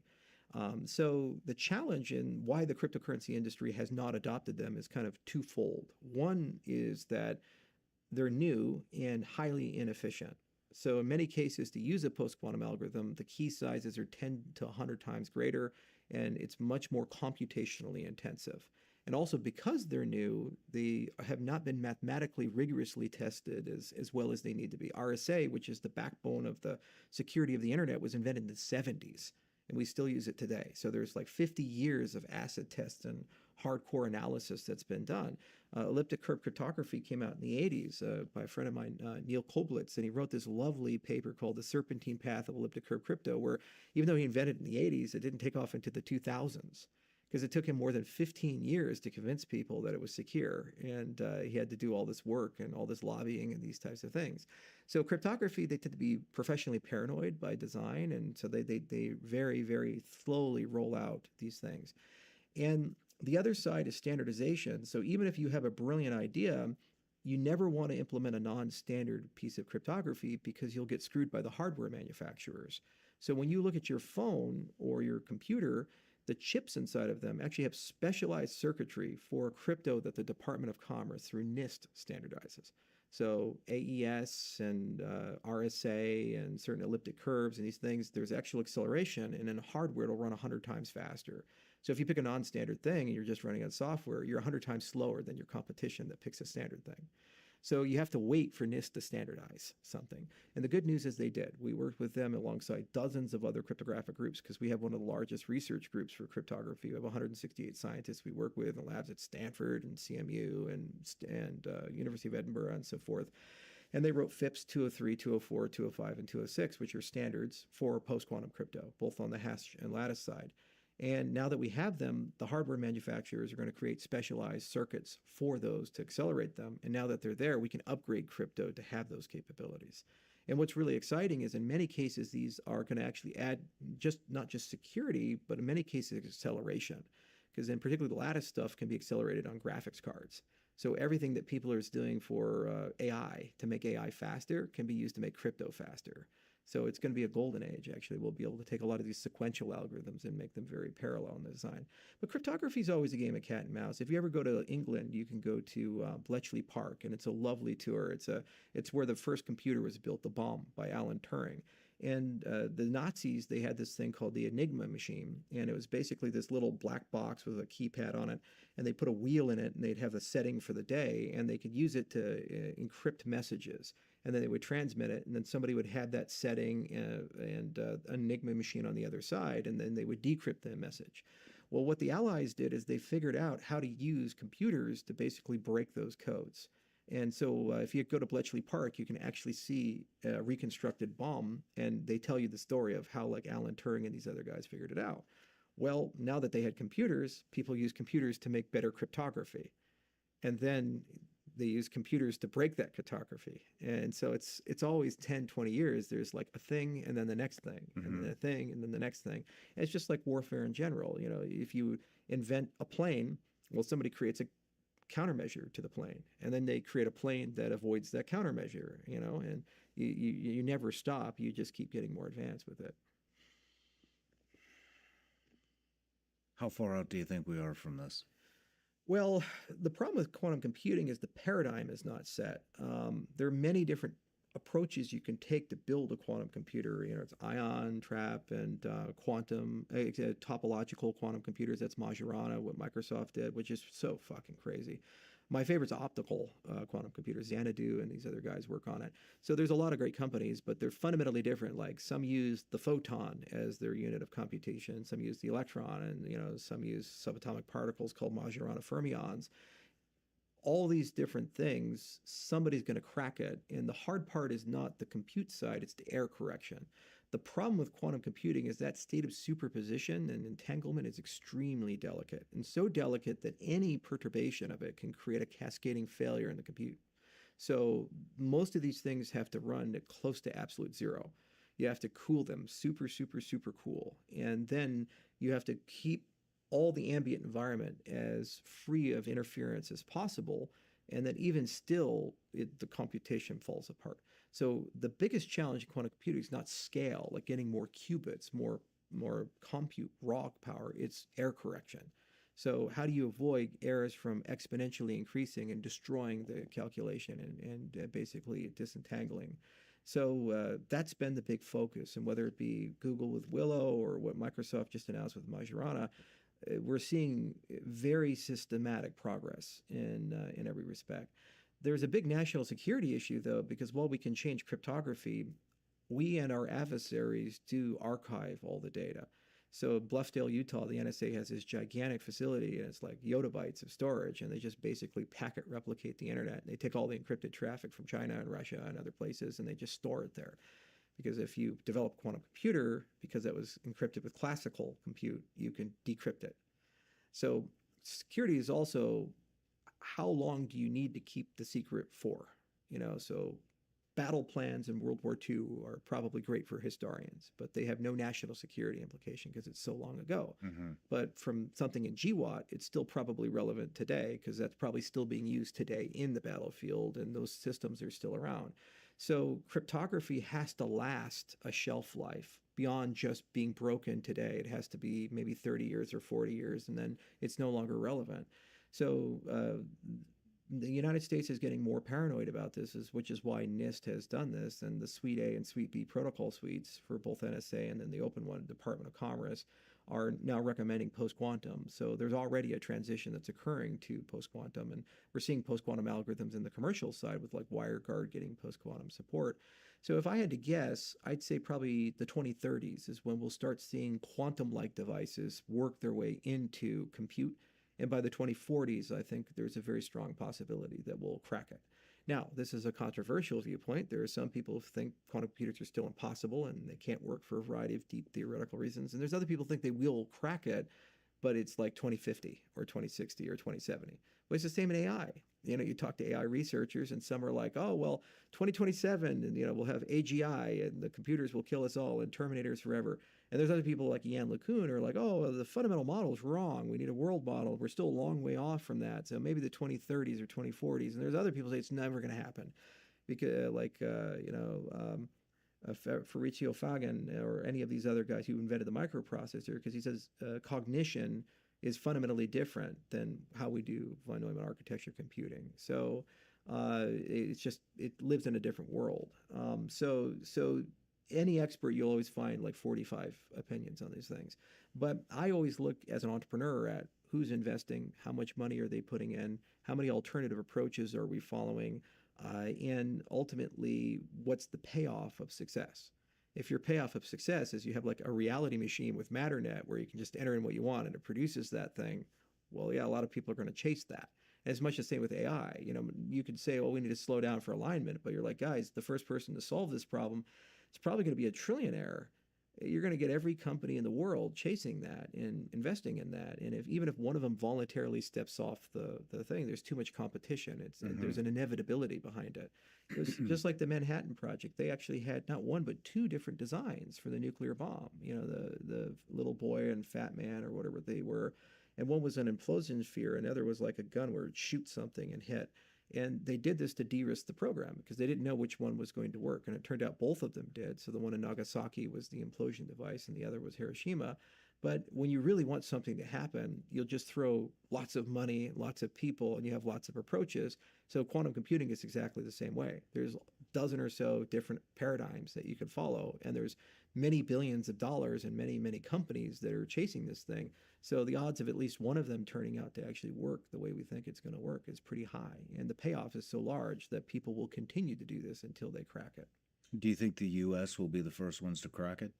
We have a huge advantage in that we have a lot of the brains and people, and even if we don't, we tend to buy them and bring them into the United States. Like Xanadu, for example, is the world leader in photonic quantum computing, and they're based in Canada. But if they actually solve this problem, they're probably going to end up as an American company.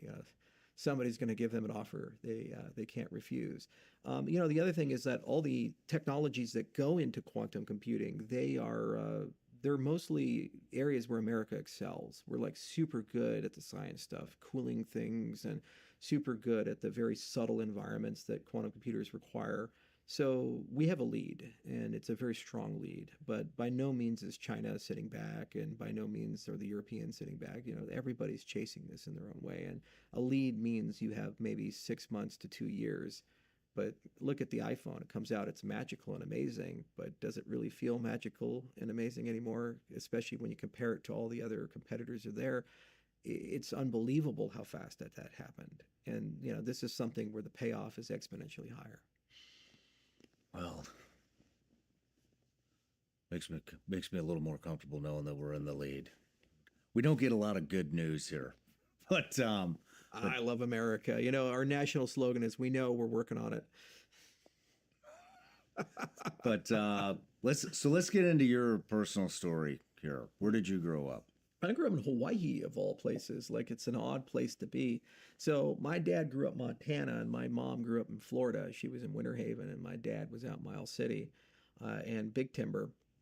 And my dad's father, my grandfather, he became a doctor, and he was kind of an outdoor guy, and he just loved the outdoors, but he hated the cold. And so when he was in residency, they said, "Hey, would you like to do a residency down in Panama?" And so he said, "Oh, that sounds a lot of fun." So he went down for a few years to the Panama Canal Zone and did a OBGYN residency down there and delivered tons of kids. But he got addicted to the tropical living. And so when he went back to Montana, he's like, "God, this cold thing sucks. I don't want to do this anymore." So he said, "You know what I'm going to do is I'm going to buy a practice in Hawaii. That's what I'm going to do." So in the 70s, a practice came up for sale, and he picked it up, moved to Maui, and my dad ended up going to high school in Maui, and we have very strong roots then in Hawaii. So my father then went to college in Montana and then went back to Hawaii for medical school at University of Hawaii. So when he went to residency, he was in residency in Colorado at St. Joe's, and that's where he met my mom. She was a respiratory therapist. So he, when he finished residency, decided to go start a private practice in Hawaii. So my brother was born in Colorado, but then I ended up being born in Maui. My grandfather ironically delivered me. So no kidding. I know, awkward bedfellows. But wow. But anyway, I grew up there until I was about 8 years old, and then my mother got tired of living in Hawaii, and she told my dad, "I'm going to move back to Colorado, and you can you can stay in Hawaii and be a single doctor, or you can move to Colorado and be a married doctor. So, you take your choice. My dad said, I like being married. So I said, go move to Colorado. And my mom's whole family's in Colorado. My mother's father was in the cable business, and he kind of followed the evolution of the cable business from the 50s. He was a Marine and fought in the Korean War. So he signed up in 48 and got out in 52. And when he got out, he got a job as a lineman. And right around that time period, the cable business was getting started. So he just kept going from place to place as they were laying cable. And Colorado became kind of like the nexus that linked the United States together. So in the 70s, all the cable guys started coming out this way. And so my grandfather lived in Denver. So my mother grew up in all those different places, but then kind of settled in Colorado. And that's where she met my dad. So anyway, they moved out to Hawaii, and and then I moved back from Hawaii to Colorado, and then I grew up in Colorado, and then I became kind of a nomad and traveled the world. What kind of stuff were you into as a kid? What did you like doing? Well, I was really isolated as a kid. The problem with Hawaii is that, especially at the time and place I grew up in Hawaii, it's not easy to be a non-tourist white guy in Hawaii. They call you haoles, and it is and so my parents didn't want me to attend public education, so I ended up being homeschooled, which was like a double-edged sword. It was great because I could graduate high school much faster, and I was a voracious reader, and I love knowledge and these things. But also it meant I was a little like half-baked on the socialization side. It's just my brother and I, and that's it. And so we didn't really socialize with very many people. But what was nice is then instead of doing the school stuff where you'd go through like traditional K through 12, we did the nature stuff. So an enormous amount of my time was going to the beach and going to the jungles and Iao Valley and all these other places on Maui and seeing the sea life and so forth. And it developed a strong love of the natural world. And, that's why I have a plant company now, right? Mm-hmm. It's like, or a ranch, I loved animals, and I love plants, and I love that whole experience of seeing things. The other thing is it gave me a slightly different age demographic, because I didn't get exposed to the K through 12 stuff. I kind of skipped the late 80s and 90s, and I inherited my mom and dad's generation. So the early 80s, the 70s, and the late 60s. And so I listened to Boston, and I listened to Journey, and, I listened to all these things like Bread, and, what was his name? Did Operator and Time in a Bottle, Jim Croce, all these guys, and all the television was from that time too. So I watched Lost in Space, and I watched Gunsmoke and all these shows, and so I'm always like one generation behind actually my cohort. So it's easier in some cases for me to talk to people in their 40s and 50s than it is to talk to people in their early 30s and 20s, because I have that cultural frame of reference, which is quite strange. The other nice thing about Hawaii is it's like frozen in time. Outside of the fire in Lahaina, nothing changes at all, ever.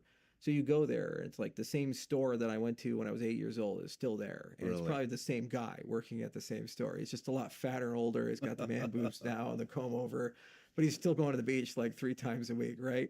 And you talk to this guy and you say, like, God, like, do you have any ambition in life? Do you want to do more? No. I am content. Yeah, and that's the problem with island fever. That's why my mom got tired of it. She's like, it's a paradise for a year. You get island fever within 3 years. If you have any ambition at all, there's no progress, there's no growth. You're just static. You stay stuck in time.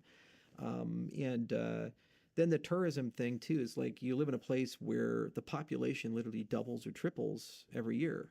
And so you go boom, bust, boom, bust. So during tourist season, traffic jams everywhere, all these tourists running around causing chicanery and havoc. And then off season, like everything's nice.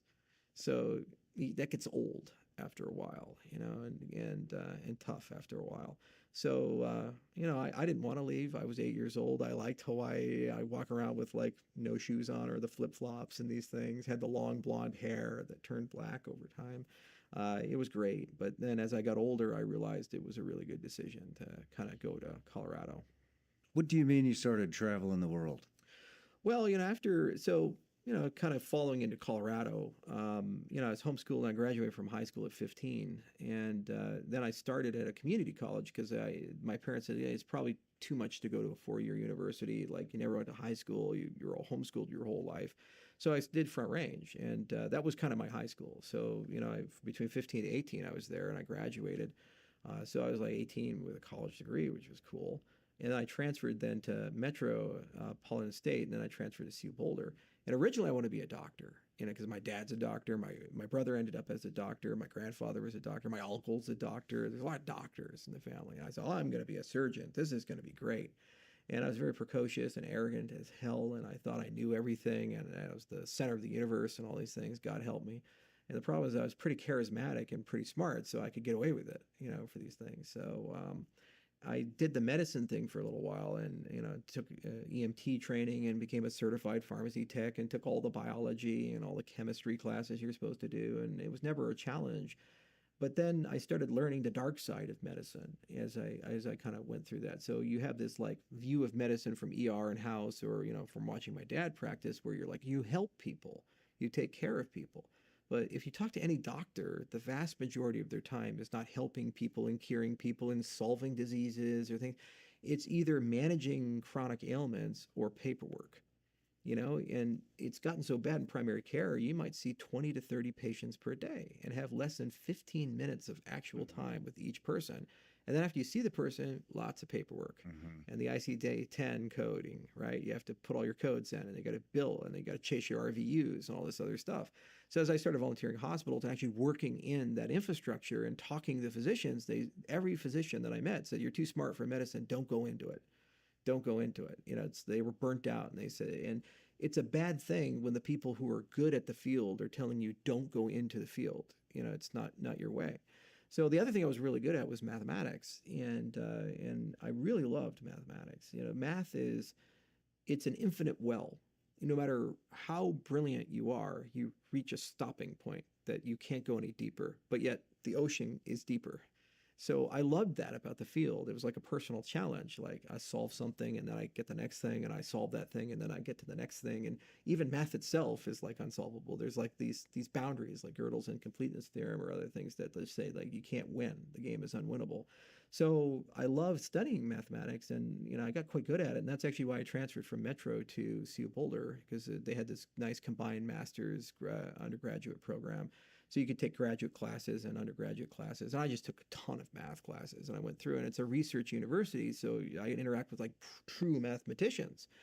And then what I discovered was like it was such a dreary field to actually be a professional in, because while it was super intellectually interesting, to get tenure and to actually climb that chain, you had to do a ton of really boring stuff and highly political stuff. And then in your 40s or 50s, you get to the other side, and then you just do whatever the fuck you want to do. But then you make no money. No one cares about what you do. No one understands what you do. And you end up becoming like turbo autistic. You're just in your office looking at a whiteboard. It's like, why doesn't this work? And then you discover something, you're like, oh man, I just discovered this new thing about cobordisms. Like, oh, okay, that's cool. So I got really lost in that. But I was fortuitous that there were a lot of good cryptographers there, and there were a lot of good computer scientists there. So as I was studying math, I was also inadvertently learning all these really cool things about all the underpinnings which became cryptocurrencies. Like if you're a mathematician, you study cryptography, it's quite easy then to understand like how does a cryptocurrency work under the hood. You know how a public key system works. It's like, oh, it's RSA, well, it's Euler-Tauschent, and this thing. Oh, okay, I get that. Or the discrete logarithm problem. Oh, yeah, I understand that. I understand how that works. That's great. You can read the papers.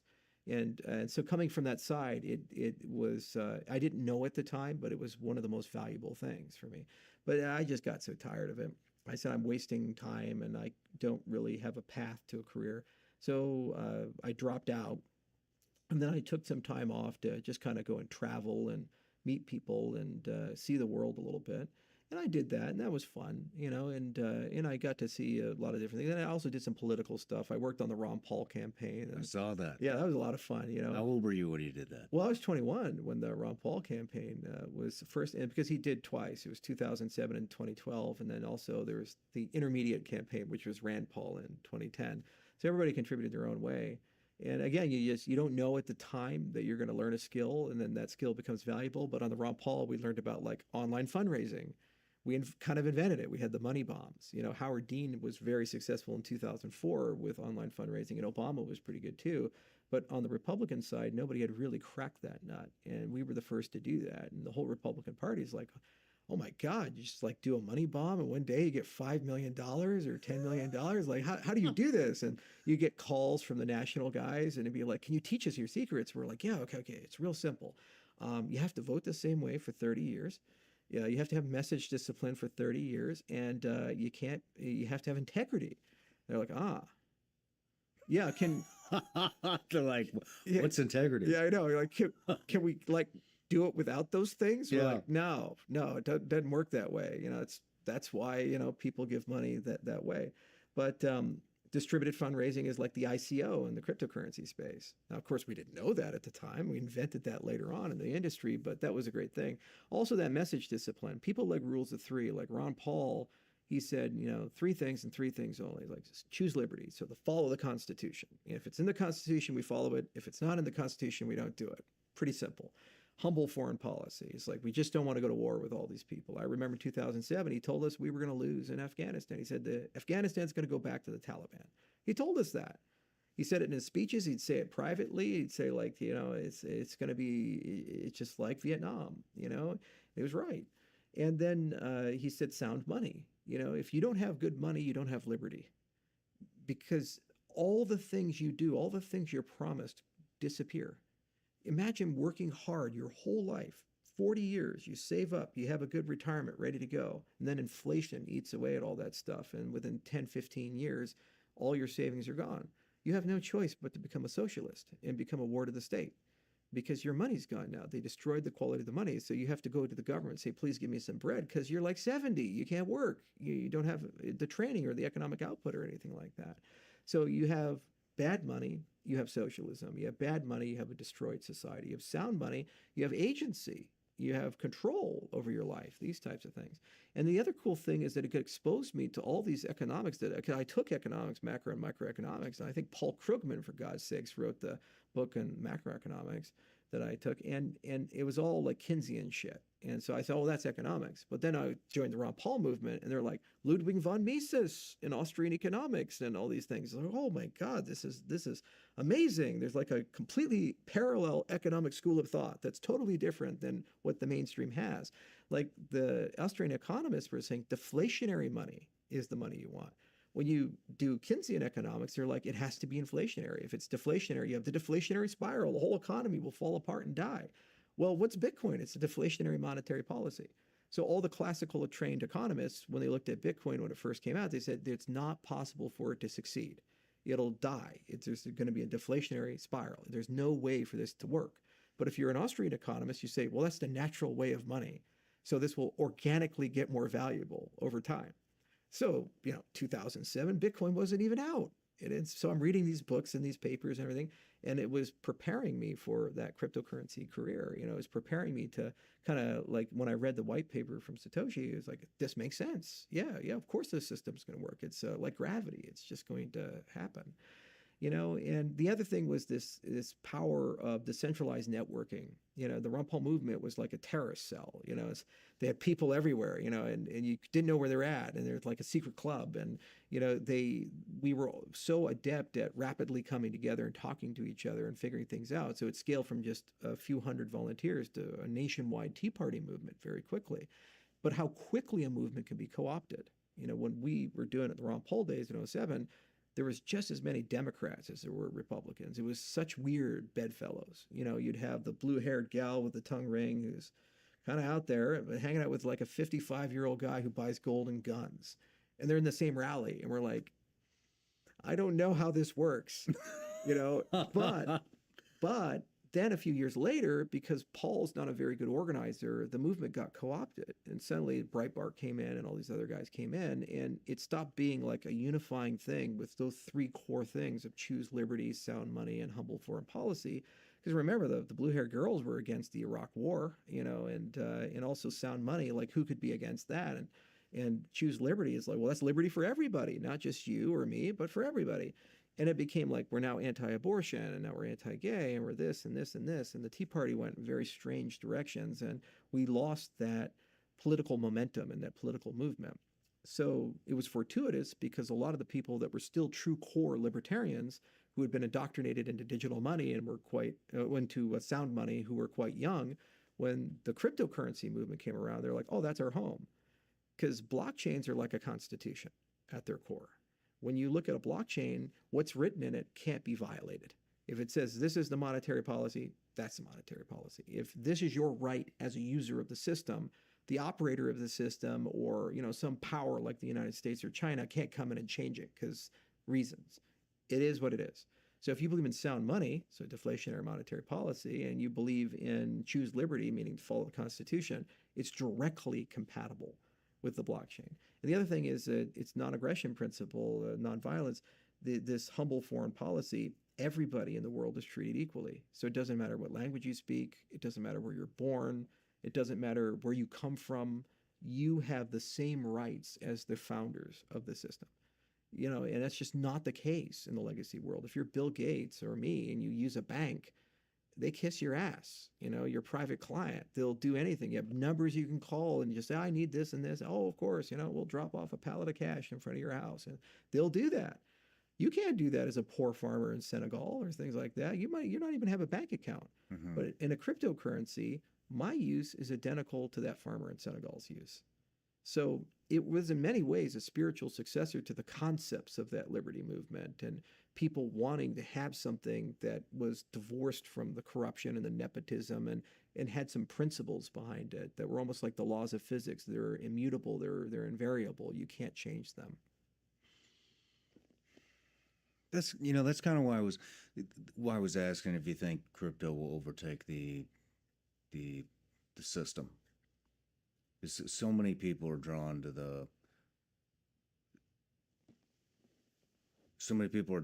it because of government oversight and regulation and all of these different things. And so, and then there's all the skeptics that say it's not real, and so can you elaborate a little bit on how it works and will we see the volatility stop? So, first off, all social systems are imaginary. Every economic, political, or social system, they're not real. Like, where do you go to find the dollar? It's like I can print a dollar and I can hand you a dollar, but that's like a certificate that says this represents this concept of a dollar. Or where does your vote live? You can vote, but I guess you have a ballot, but the concept of voting, the concept of democratic legitimacy.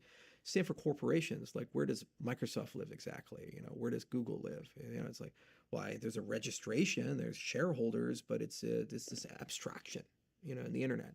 So crypto is just an abstraction. It's a set of consensus rules, and it uses a blend of social processes and mathematics and distributed computing and cryptography to basically create something that then acts as this trust layer. It has three core properties. It's immutable, it's time-stamped, and it's irreversible. Everything you put in, you can't change it. You know when you put it in, and everybody can see it. It's auditable. And it doesn't seem like that's valuable, but it turns out it's one of the most valuable things in the world. Trust is one of the most valuable things in the world, and you know it when you're missing it. And the example I like giving people is, let's say you're a rancher and you want to buy some of your neighbor's land. There's two ways that can go down. One way, you're great friends with that neighbor. You're drinking buddies with them. So you go out there and you say, hey, Bill, that 50 acres over there, I want my cattle to graze on that place. I'd like to buy it from you.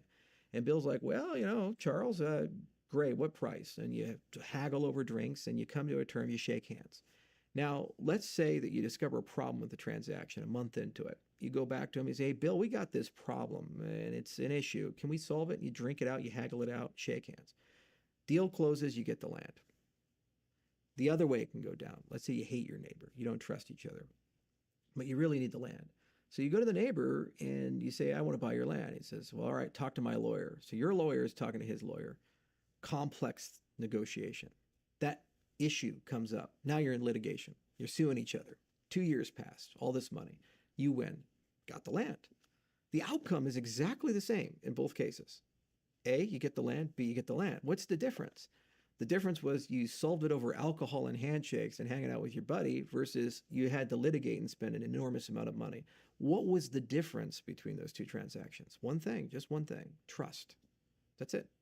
In the first scenario, you like and trust each other. In the second scenario, you don't.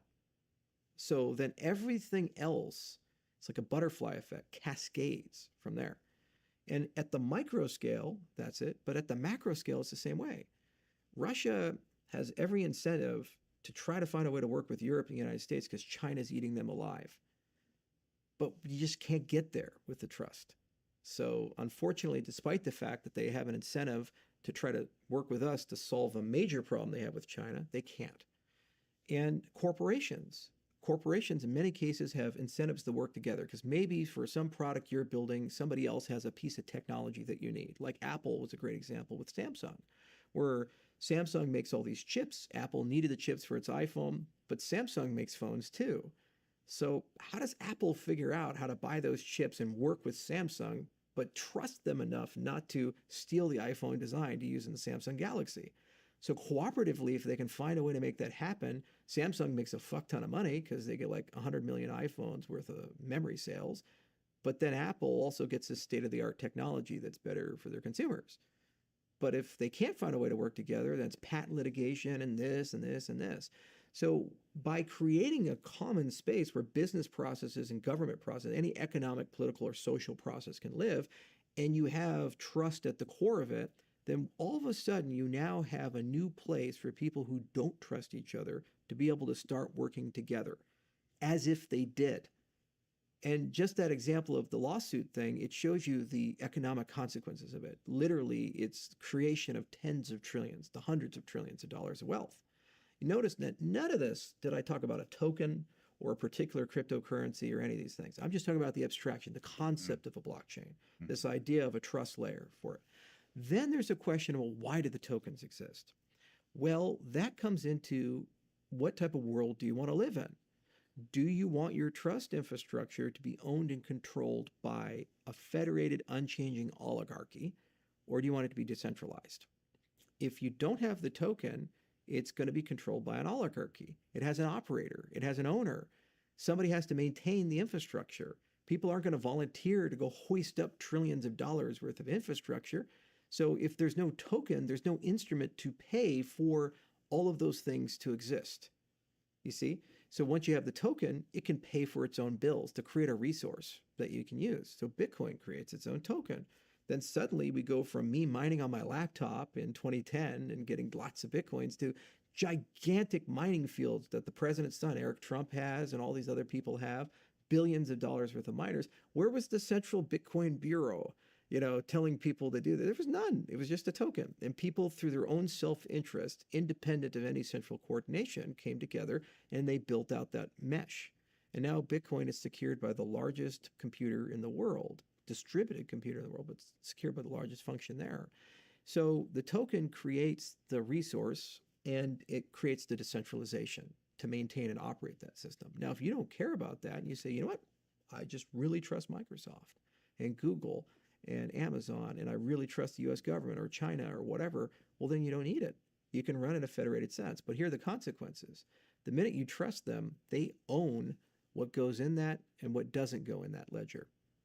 So if they're told, compelled, or decide themselves to exclude somebody, they can censor anyone from the global order. So they have a monopoly on trust, and they have a monopoly on truth, and they have a monopoly on who gets to play in the pond and who doesn't get to play in the pond. We saw this with social media. If they own the platform, they get to decide what's legitimate on the platform, what's not legitimate on the platform. So you say, hey, I'm a doctor and this COVID thing is pretty bad. And, I think these vaccines have issues. Oh, I'm sorry. That's against our community standards. You're blacklisted. You can never speak again. You're deplatformed. Or, Hunter Biden laptop, or, pick your favorite topic, whatever the heck it is. You get blacklisted and banished from the world. And you say, well, that's not fair. Who do I appeal to? There's got to be some, well, actually, yes, that five guys, they're not going to change. They control the thing. So unless Elon Musk buys them or some weird black swan event happens, you're stuck with that configuration. When it's decentralized, no one has censorship capabilities.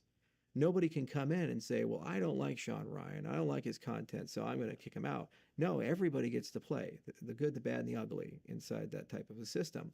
So in a world that's multipolar, in a world that's highly tribal, and there's all these factions fighting each other, it makes a lot of sense to have something where we have something that we all agree on is a universal good thing, and we all use despite our differences. Because once we have that, then we at least have some anchor of trust.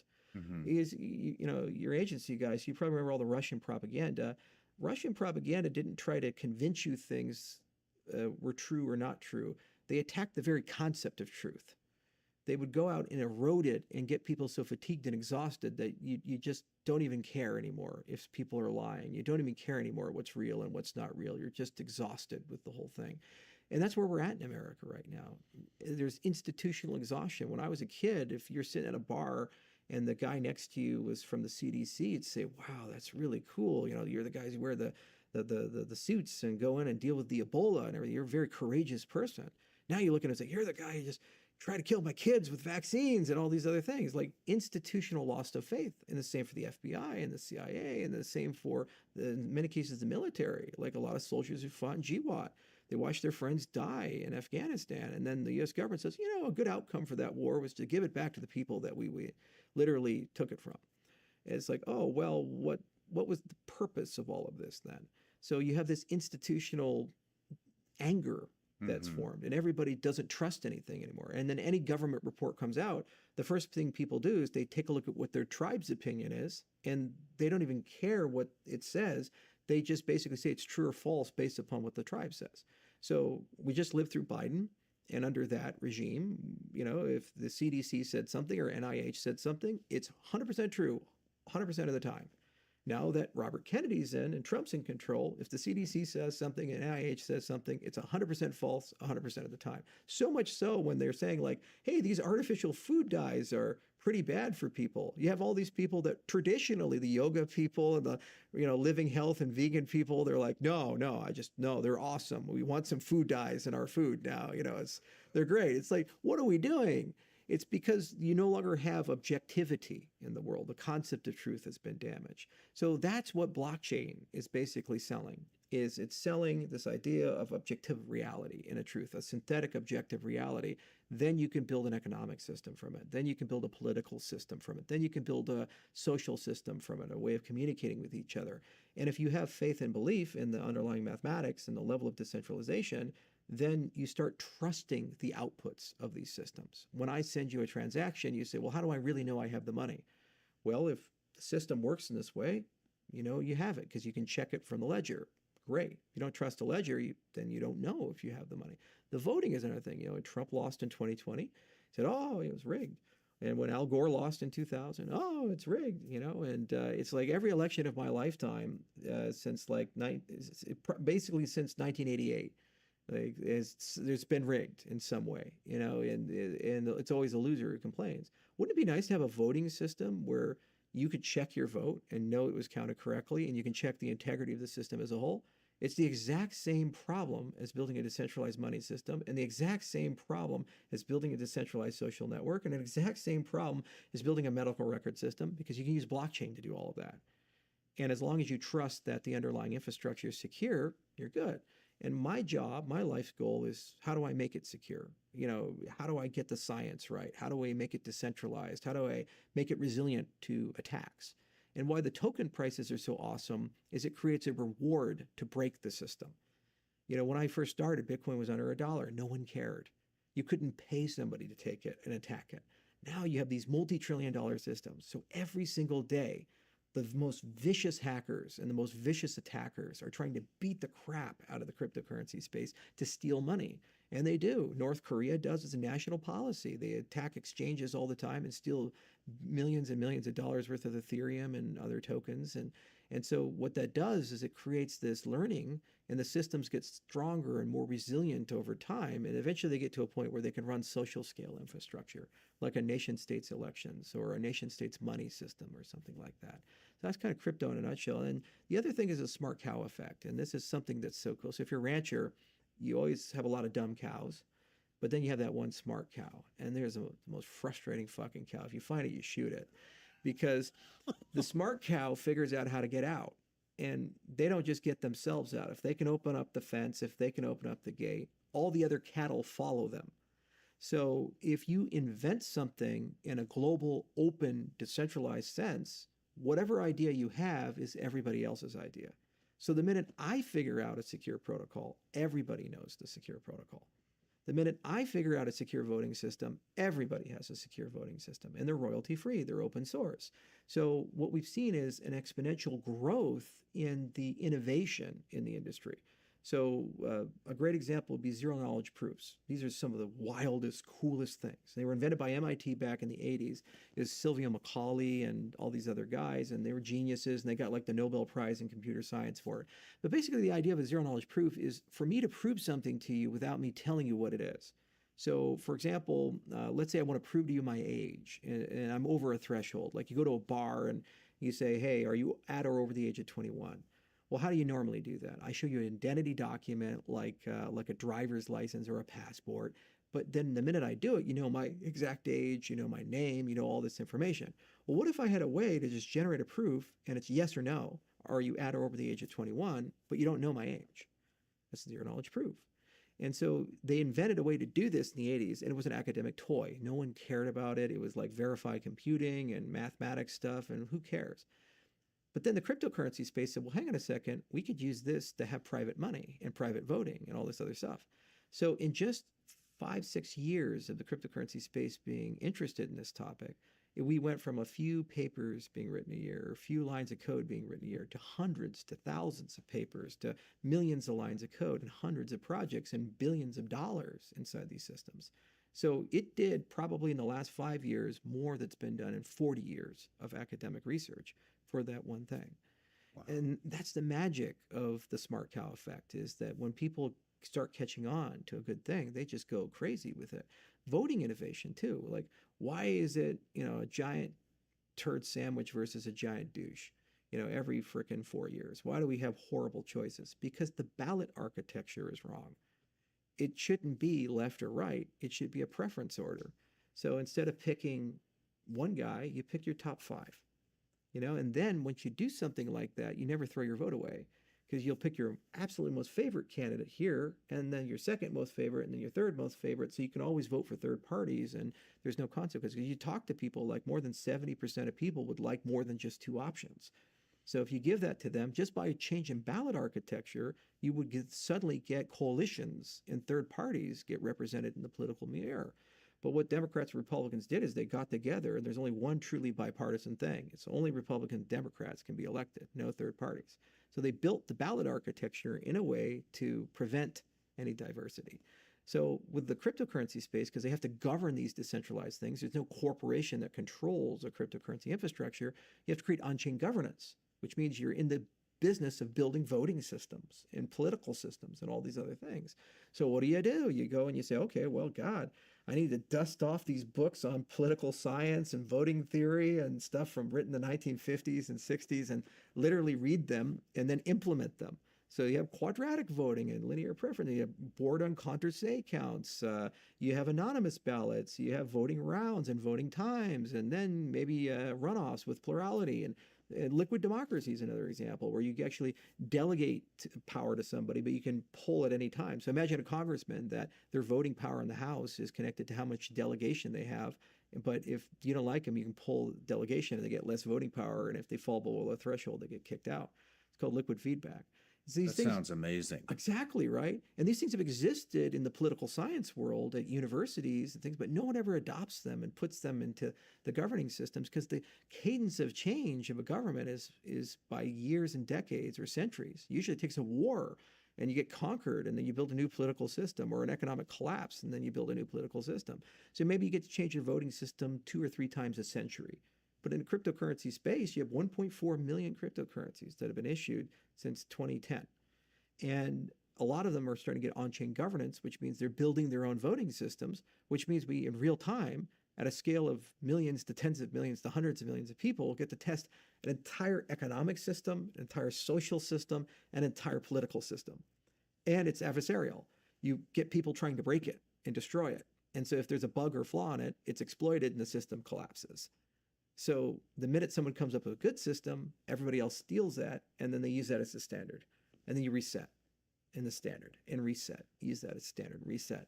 It's so extraordinary, and it's so magical, because you're literally rewriting the fabric of society, as you do these things. And Then eventually the regular world is like, boy, there's a lot of value that these guys have created. So they start adopting it and they start absorbing it.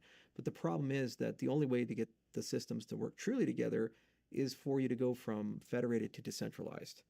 So these big middlemen, they're going to start evaporating because there's no reason to use them. And even if they want to hold on to the monopoly, if there's a more efficient system that was a different configuration, some jurisdiction, maybe Abu Dhabi with the ADGM or Singapore with a monetary authority, will adopt it.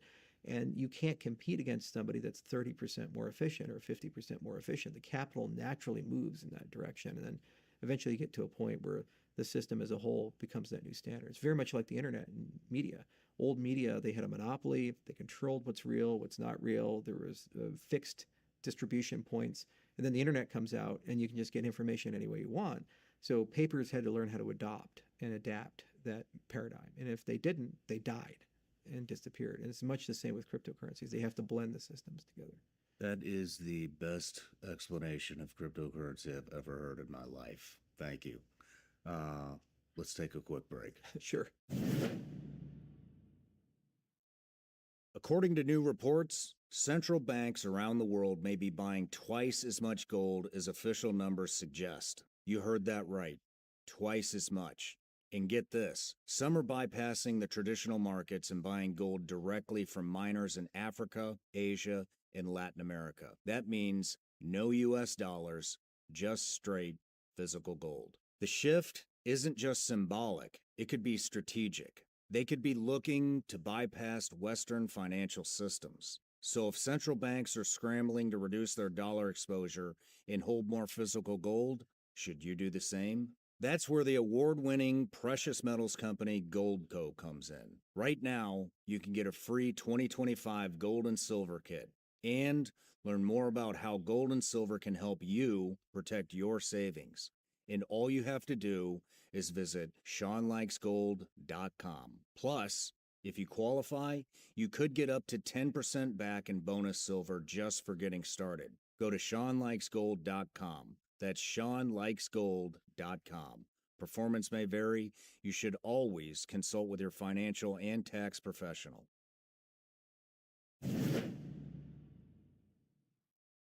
Here's the thing. The people who listen to this show are some of the hardest working in America, so you should never have to choose between comfort and durability when it comes to your work boots. That's why I'm so glad I found Brunt. Brunt sells tough boots that feel great from day one and are seriously comfortable right out of the box. No breaking them in, no sore feet, and they're built to perform. And Brunt believes in their products. You can wear them to work, and if they're not right for you, send them back. I love that they stand behind everything they make. Brunt was tired of the workwear brands out there cutting corners. You work too hard to be stuck in uncomfortable boots that don't hold up. So Brunt built something better. Boots that are insanely comfortable and built for any job site.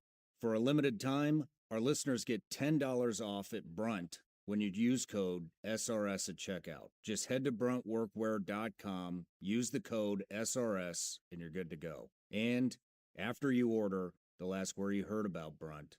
Do us a favor and tell them it was from this show.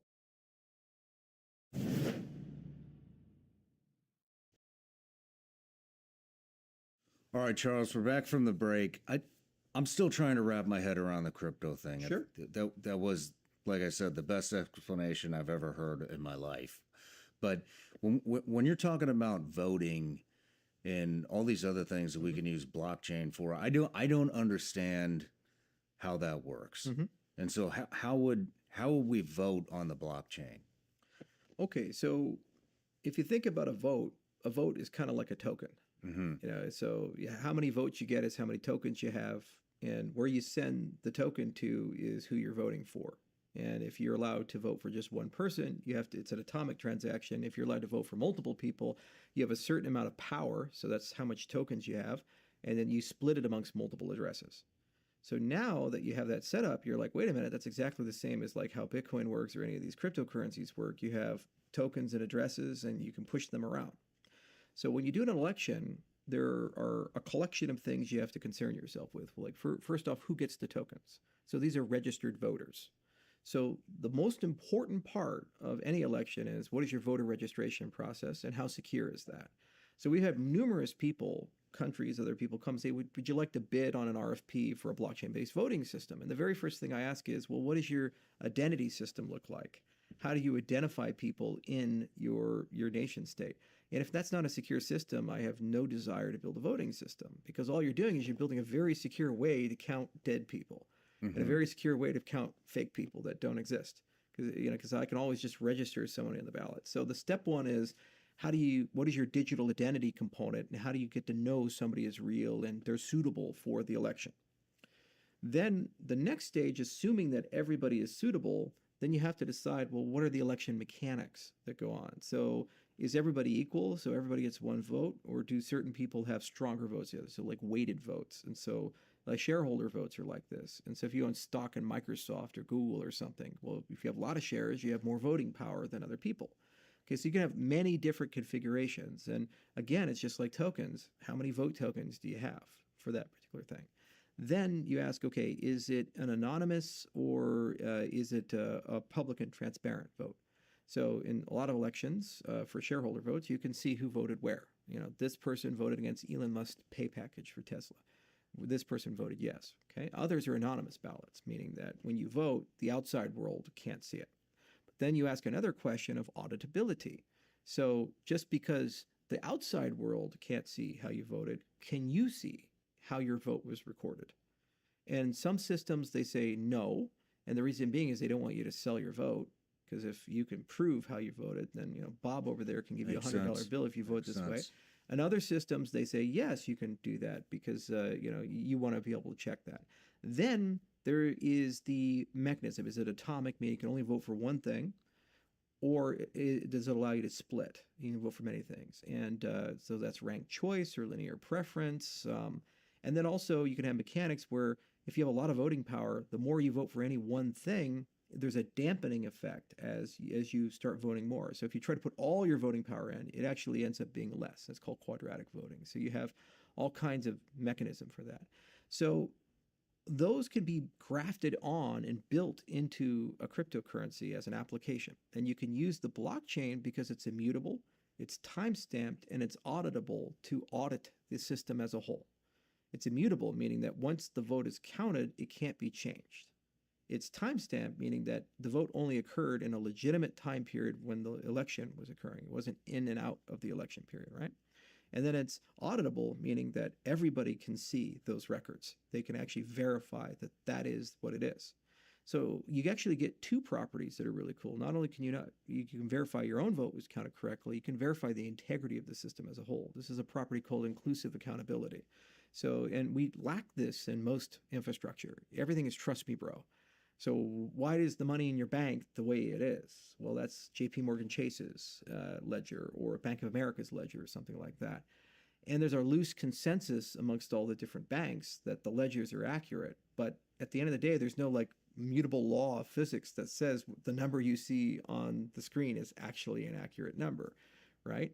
So with a system that's conclusively accountable, any user of the system has enough information to reconstruct the entire history of the system and verify that that state is correct that they're looking at.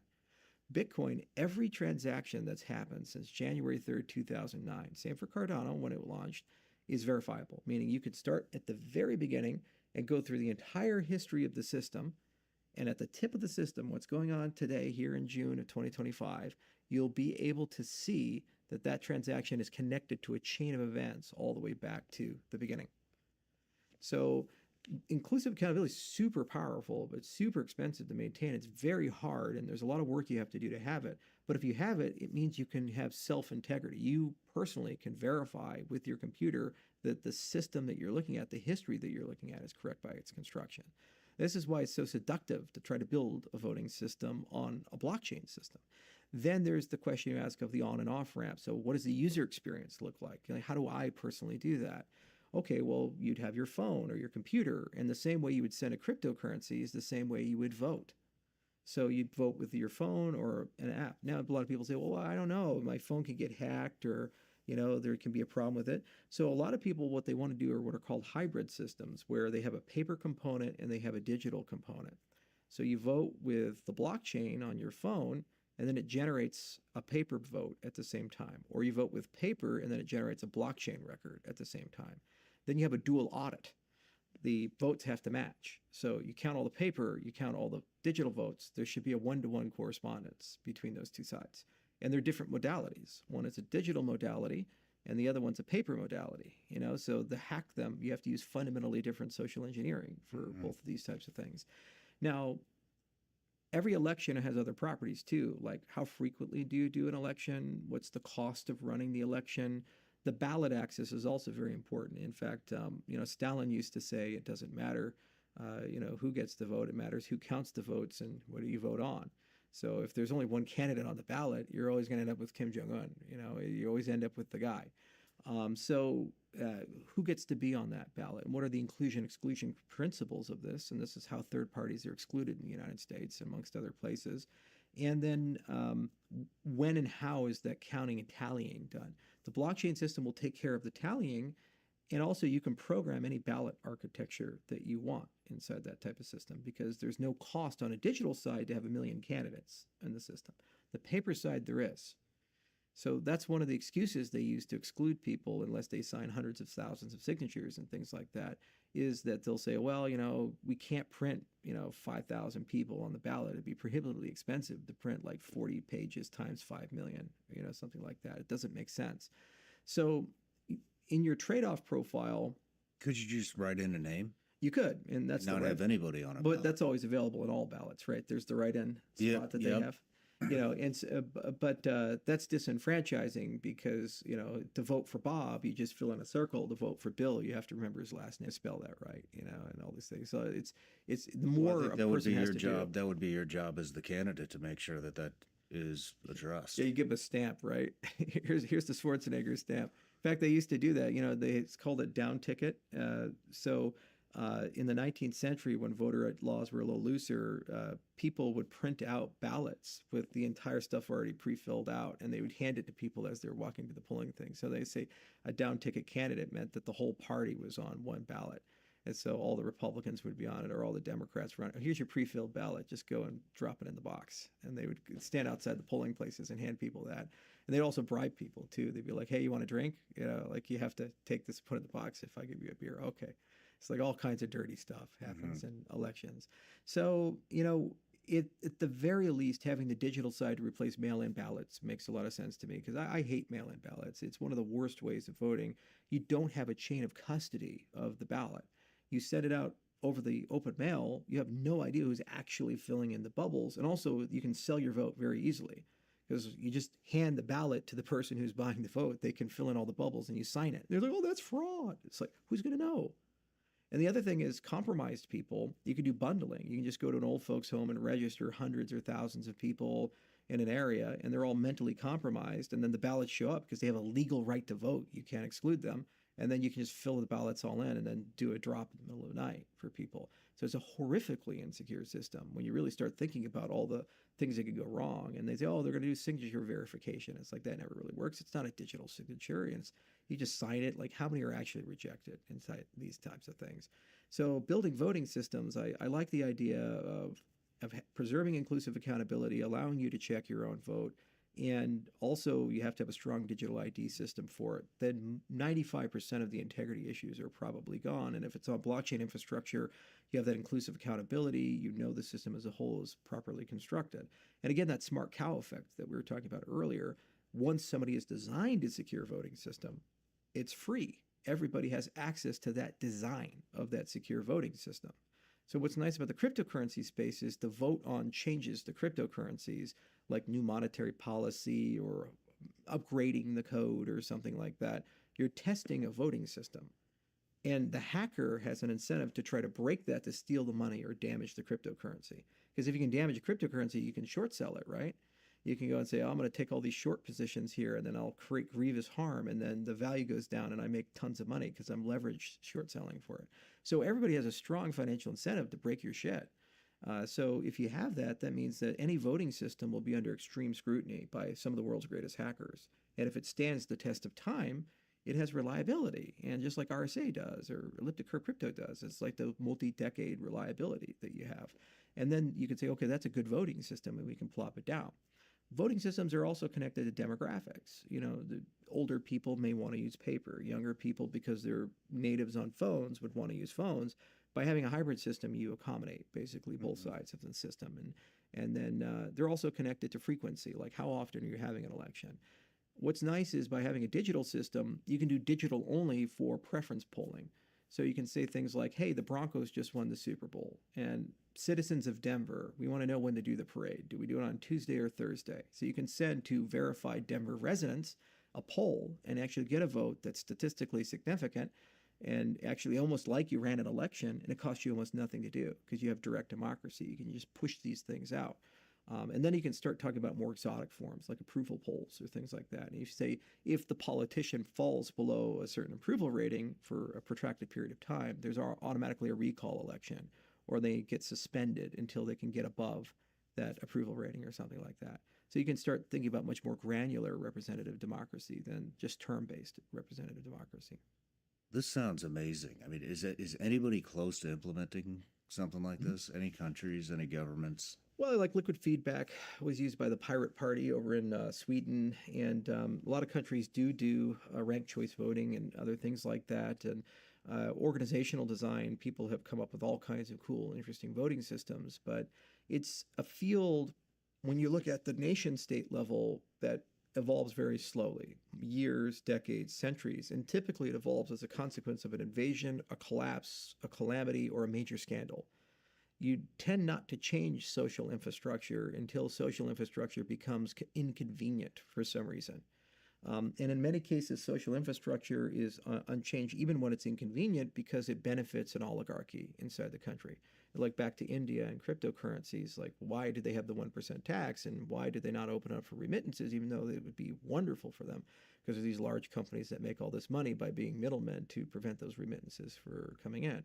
So we have a unique opportunity in the United States because Trump really does want to change the voting system and make it more secure. And the U.S. government is embracing blockchain and cryptocurrency technology.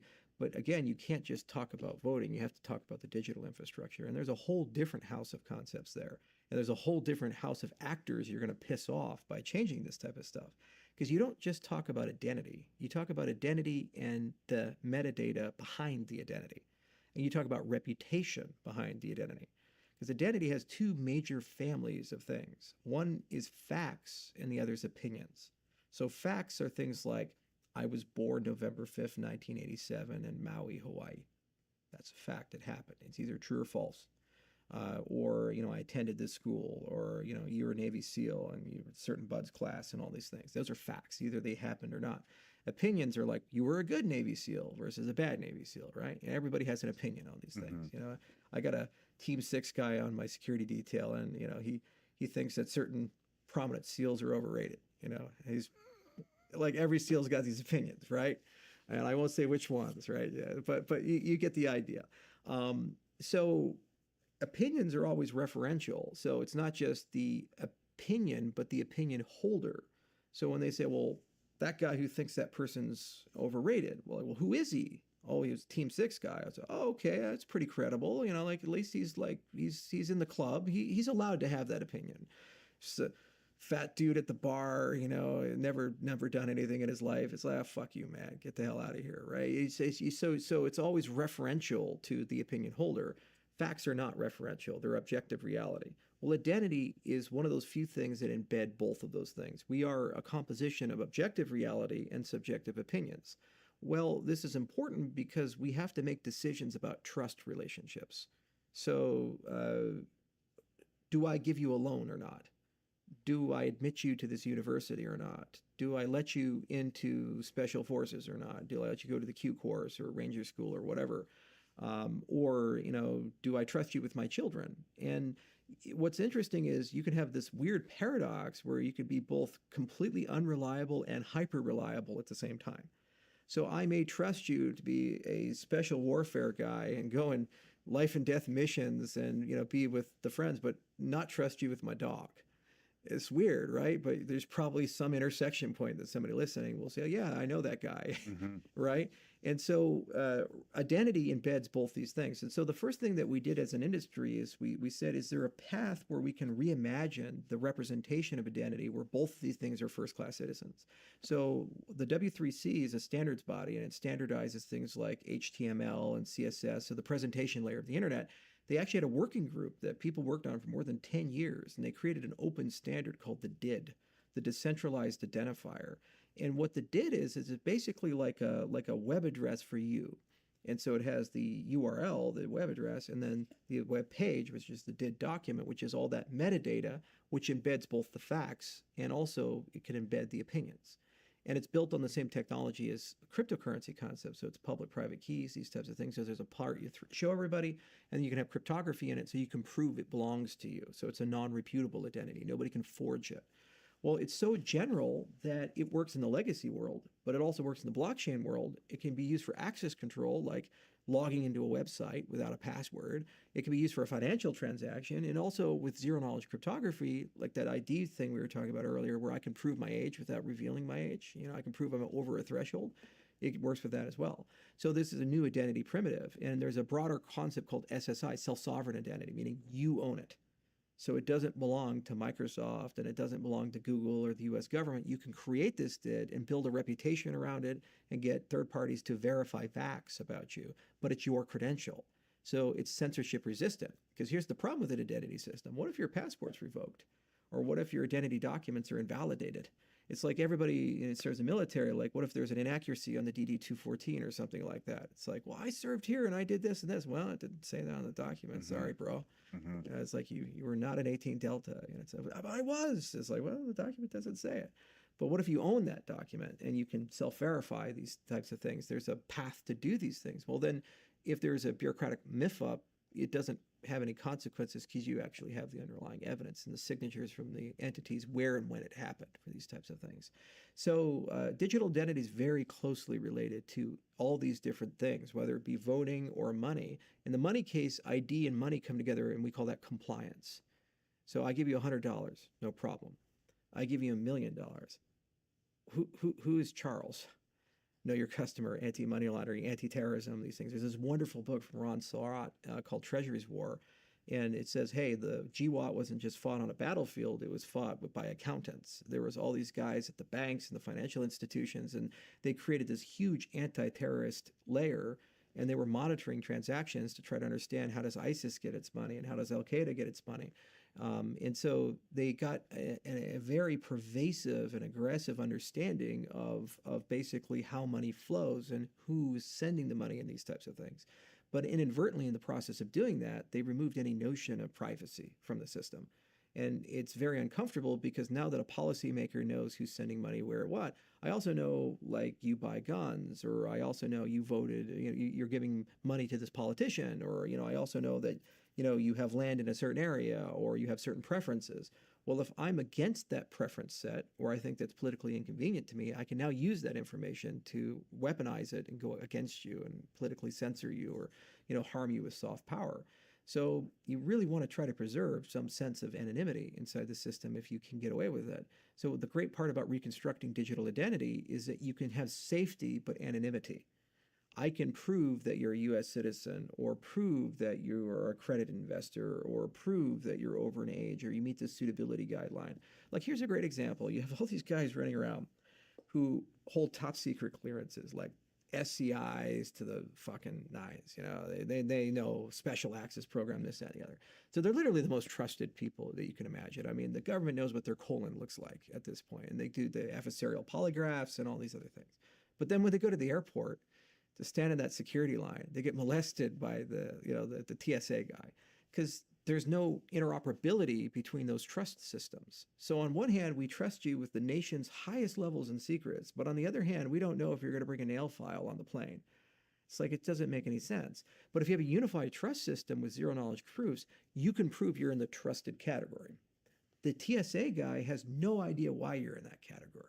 He doesn't know that you're a secret squirrel dude doing crazy stuff. And he just knows that you're in the trusted category, and he doesn't get to molest you, inside the line.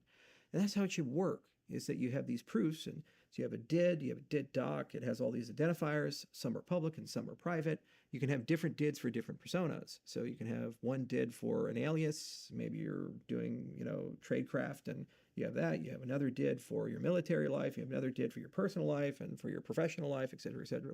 Your LinkedIn profile, that's the DID here.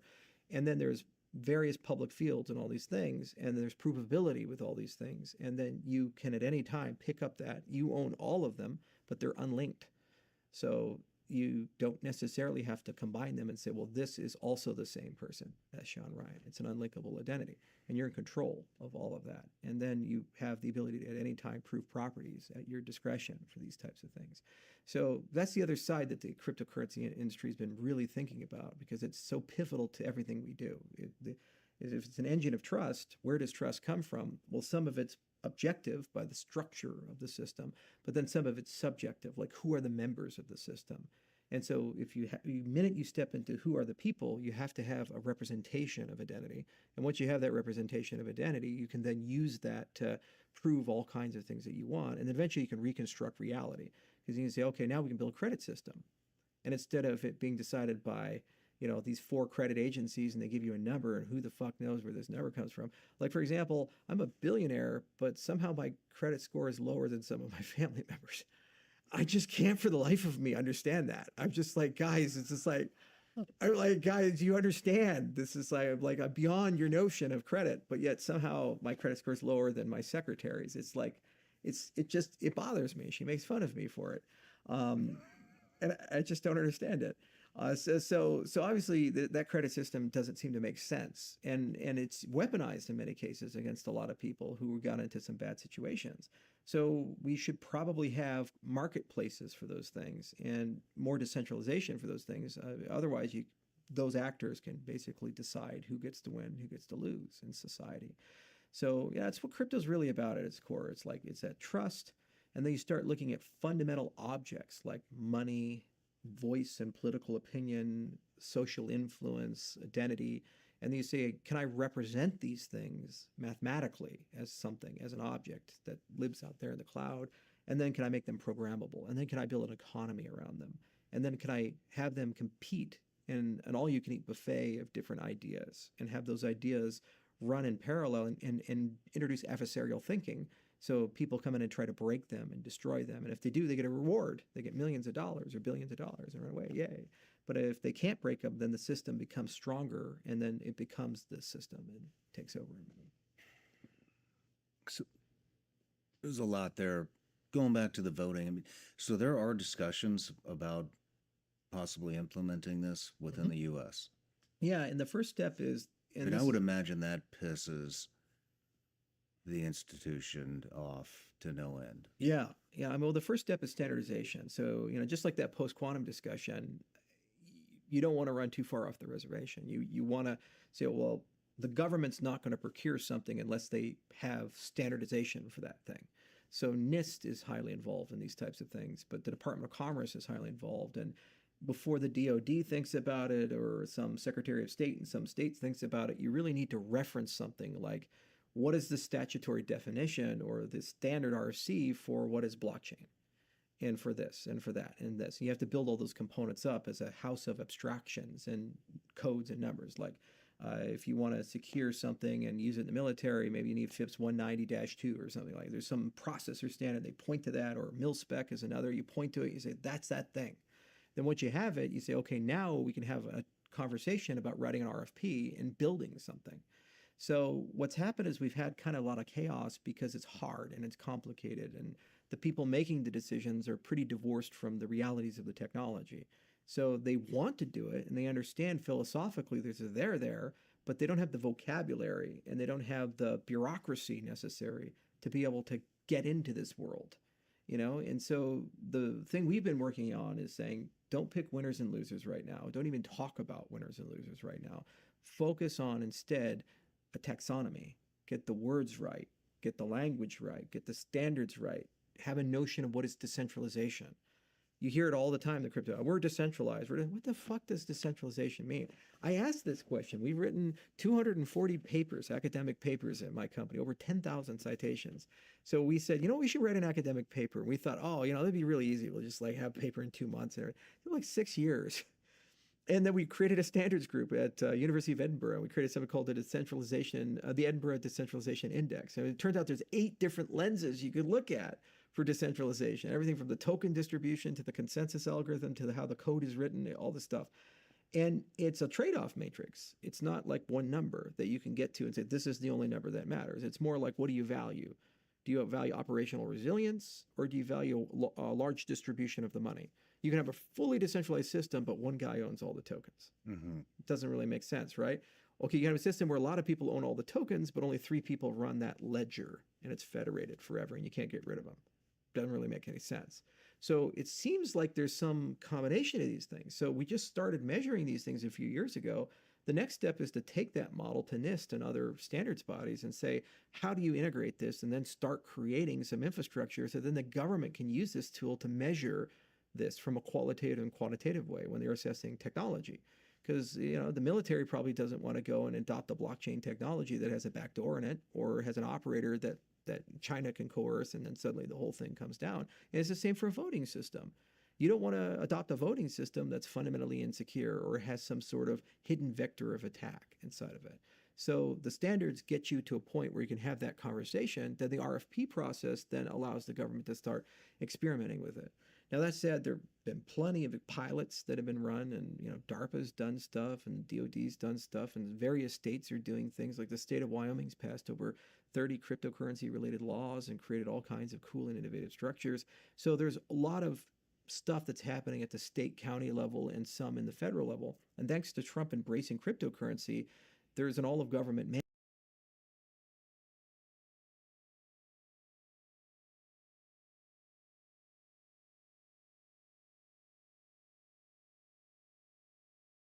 Some call it a multi. Others, a bit of art. Whatever it is, build it in the Neds app. Last 5 stats prove that he's due isn't data. Then BetTracker handles the leg-by-leg chaos, especially on a 10-leg monster. Multi or masterpiece, make it and track it in the Neds app. What are you really gambling with? For free and confidential support, visit gamblinghelponline.org.au. Got that caught yourself daydreaming feeling? Well, ever had that surrender to some Palm Beach stargazing? Let the beat drop down to your soul? Shoot the breeze sailing Sydney Harbour feeling? Haven't felt that before. Have you? Shop this feeling and more at sydney.com and feel new in Sydney.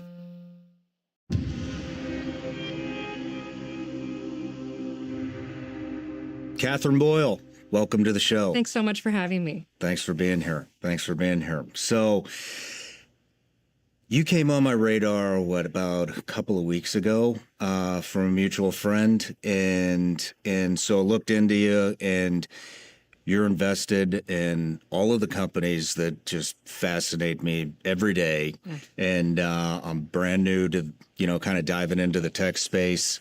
And man, this has been mind-blowing for me, just to be able to talk to these people who are just on a whole nother operating field as everybody else, and learning about some of the innovations, and just talking to American innovators, which, to be honest, in the past couple years, I haven't had a lot of hope in our country. Yeah. But since diving into the tech space and seeing, we really do have the world's best innovators. We do. And we attract that. And these people come from all over the world to come here and live the American dream. And I personally needed that to restore some hope in this country. Yeah. And so like I said, you're invested in a lot of those companies and a lot more than I even know about. And so it's an honor to have you here today, and I've been looking forward to this. It's an honor to be here, and I always say I come bearing good news. Usually after people talk to me, they are very optimistic, and I always have to warn people. I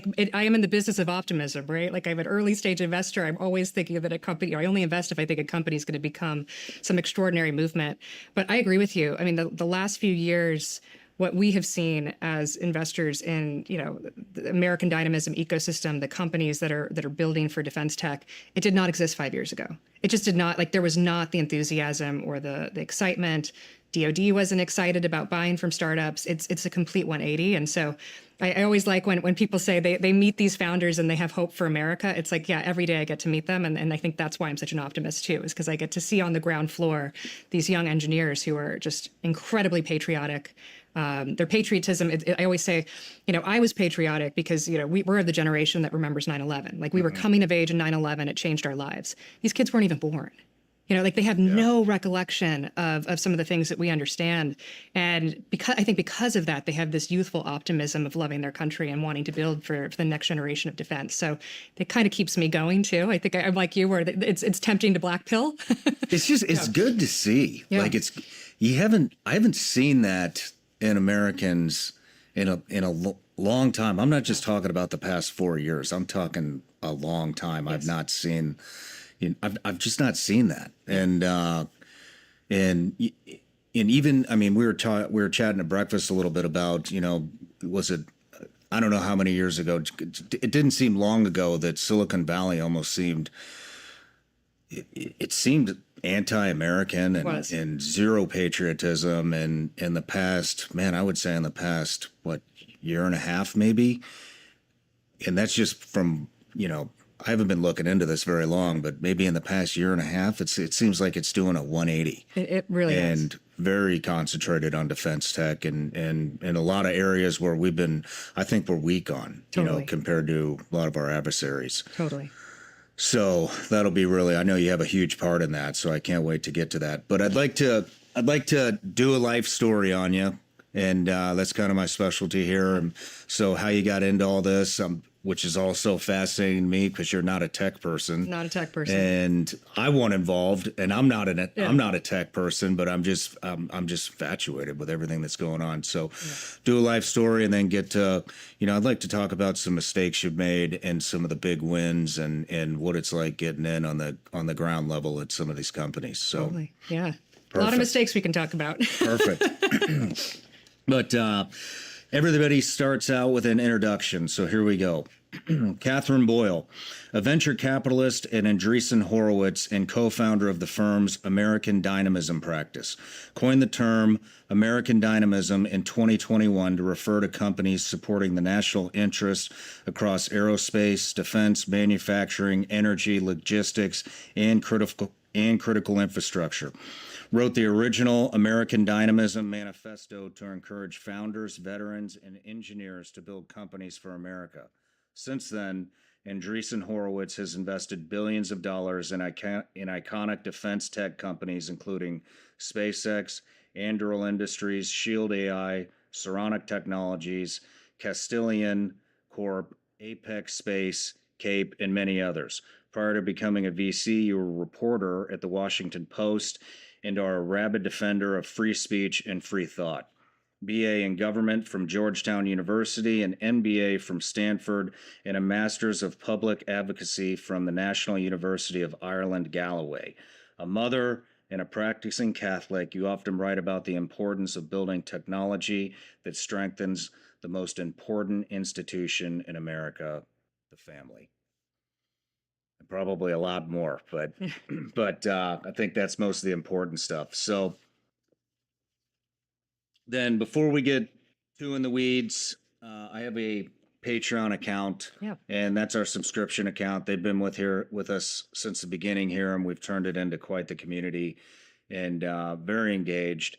And so one of the things I do is I offer them the opportunity to ask each and every guest a question before we get rolling here. So this is from Ian Lane.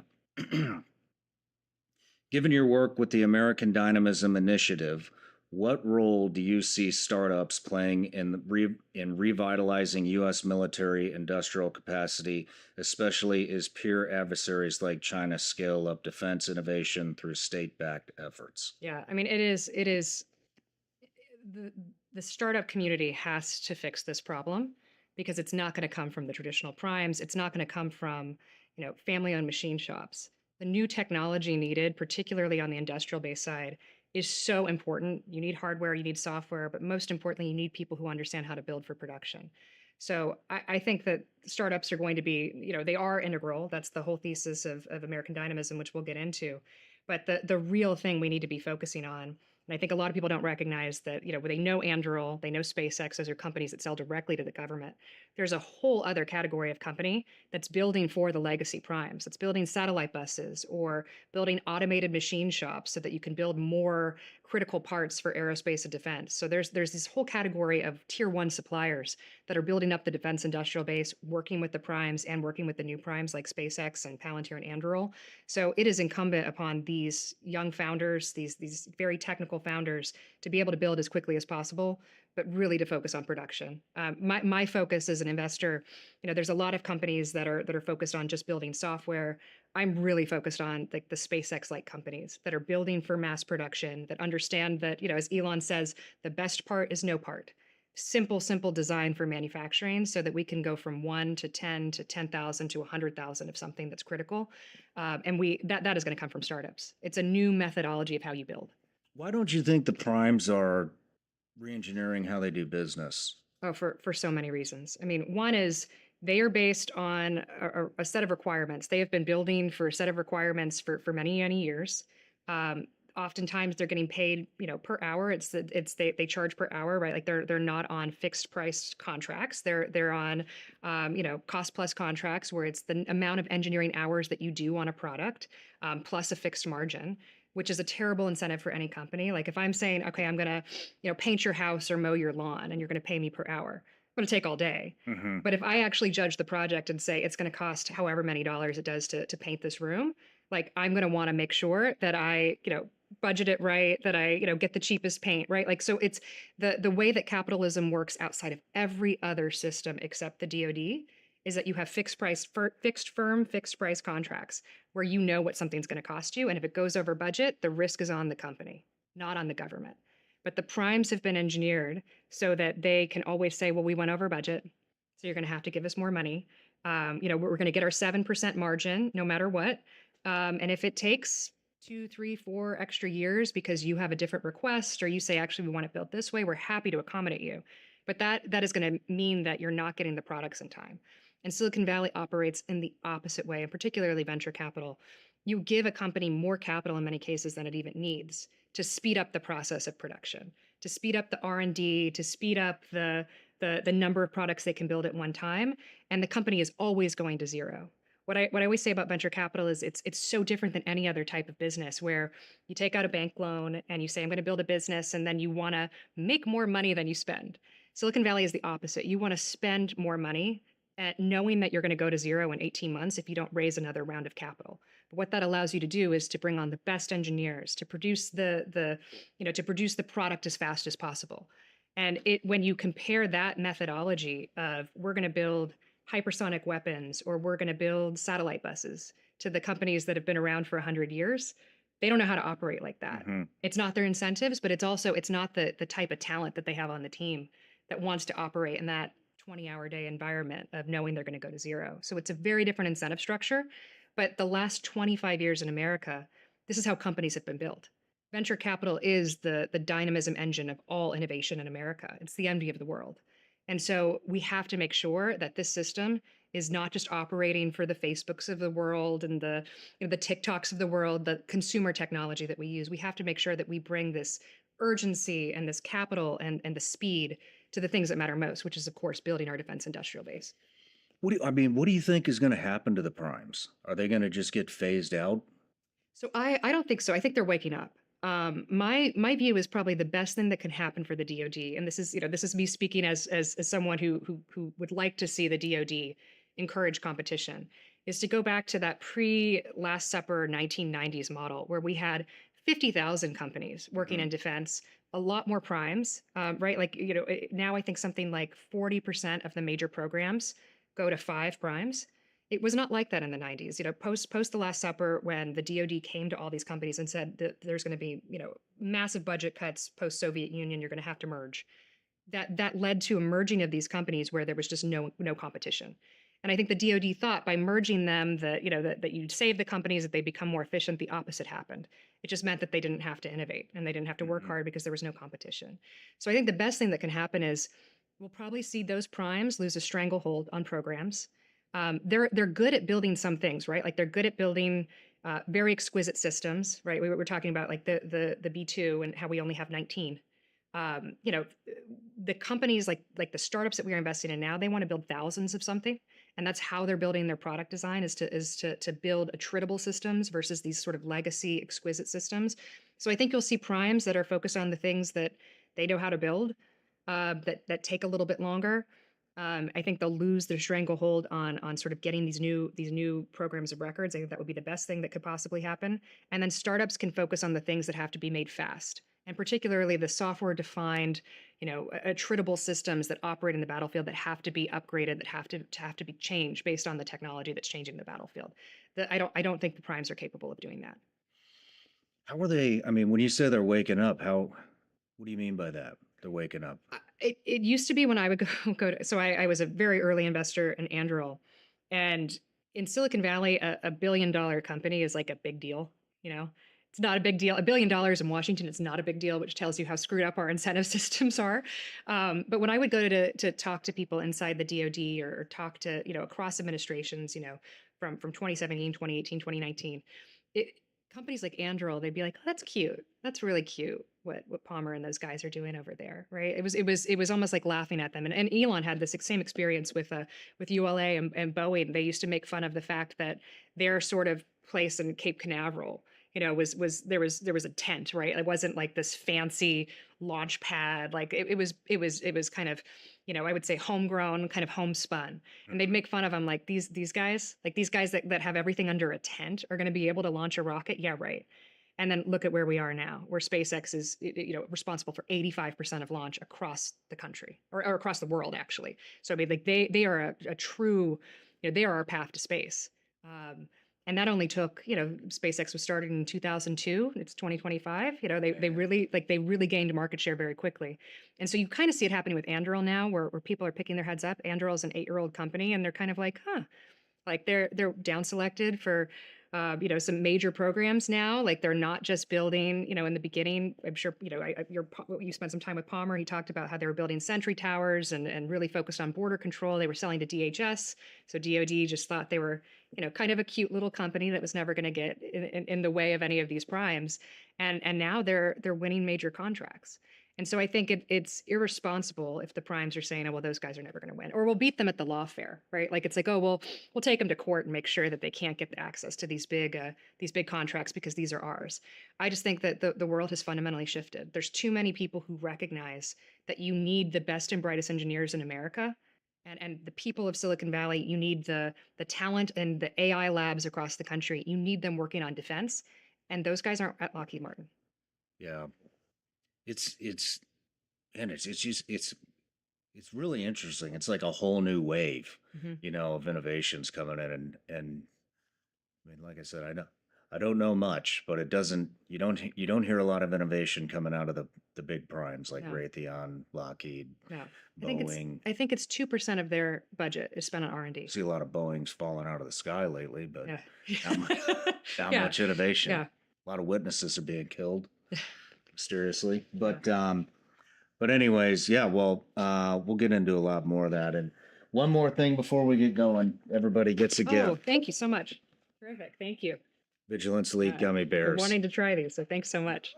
You're welcome. They're amazing. So let's get into your backstory a little bit here. Sure. Where did you grow up? So I grew up in northern Florida in Gainesville, university town, football town. You had our guy Tebow on recently, and he's sort amazing human. He's still the pride of the city, right? It's like those are the glory days. It's like he's still our guy. But I grew up, I always say I had like the most normal 90s Florida childhood. And in some ways, it's like that's what in some ways, I feel like I want to give my children is that same sort of normal 90s childhood. But my story really starts with, I always say it starts with my dad. I came from a family of priests. My father was born during the Depression, 1931. And as happens in big Irish Catholic families at that time, poor Irish Catholic families, the smartest kid was always sent off to the priesthood. So at 17, he joined the Jesuits. And his dream was he wanted to be a missionary doctor. He wanted to go to the poorest parts of America across the world, but he also wanted to be a physician. So he wanted to practice medicine, heal the body, heal the soul. I sometimes think he would have been very aligned with some of the Maha stuff that's happening today. But 10 years into the seminary, and this is why it's so important for my life, the seminary in Chicago told him, like, sorry, we don't have the money to send you to medical school. Sorry, you're just going to have to be a normal priest. And he had sort of this life crisis. What am I going to do? And he decided to leave. And I always say, like, that's why I'm sitting here. Like, if he had stayed, he would have been a very good priest, but I wouldn't be here. So I'm very grateful he had that crisis of self and decided that his calling for medicine was more important than his calling for God. But the reason that happened, and the other person I'm really grateful to who just passed away is my Uncle Pat. My Uncle Pat is like a hero to me. He's a hero to a lot of people, but he was my father's Irish twin, so he was 9 months younger, and he was in the Jesuits with him, following him. And the reason my family was okay with my dad leaving was because my Uncle Pat's like, well, I'm going to stay. And of course, my Uncle Pat was sort of a rebel. He got kicked out of the Jesuits 3 times for language, beating people up, not respecting authority. He was not a good priest. Probably like some of the priests you've had on your show. He's more like that. He's a tough guy. I love those kind of priests. Yeah, yeah. No, there were more of them back in the day. There's not enough of them anymore.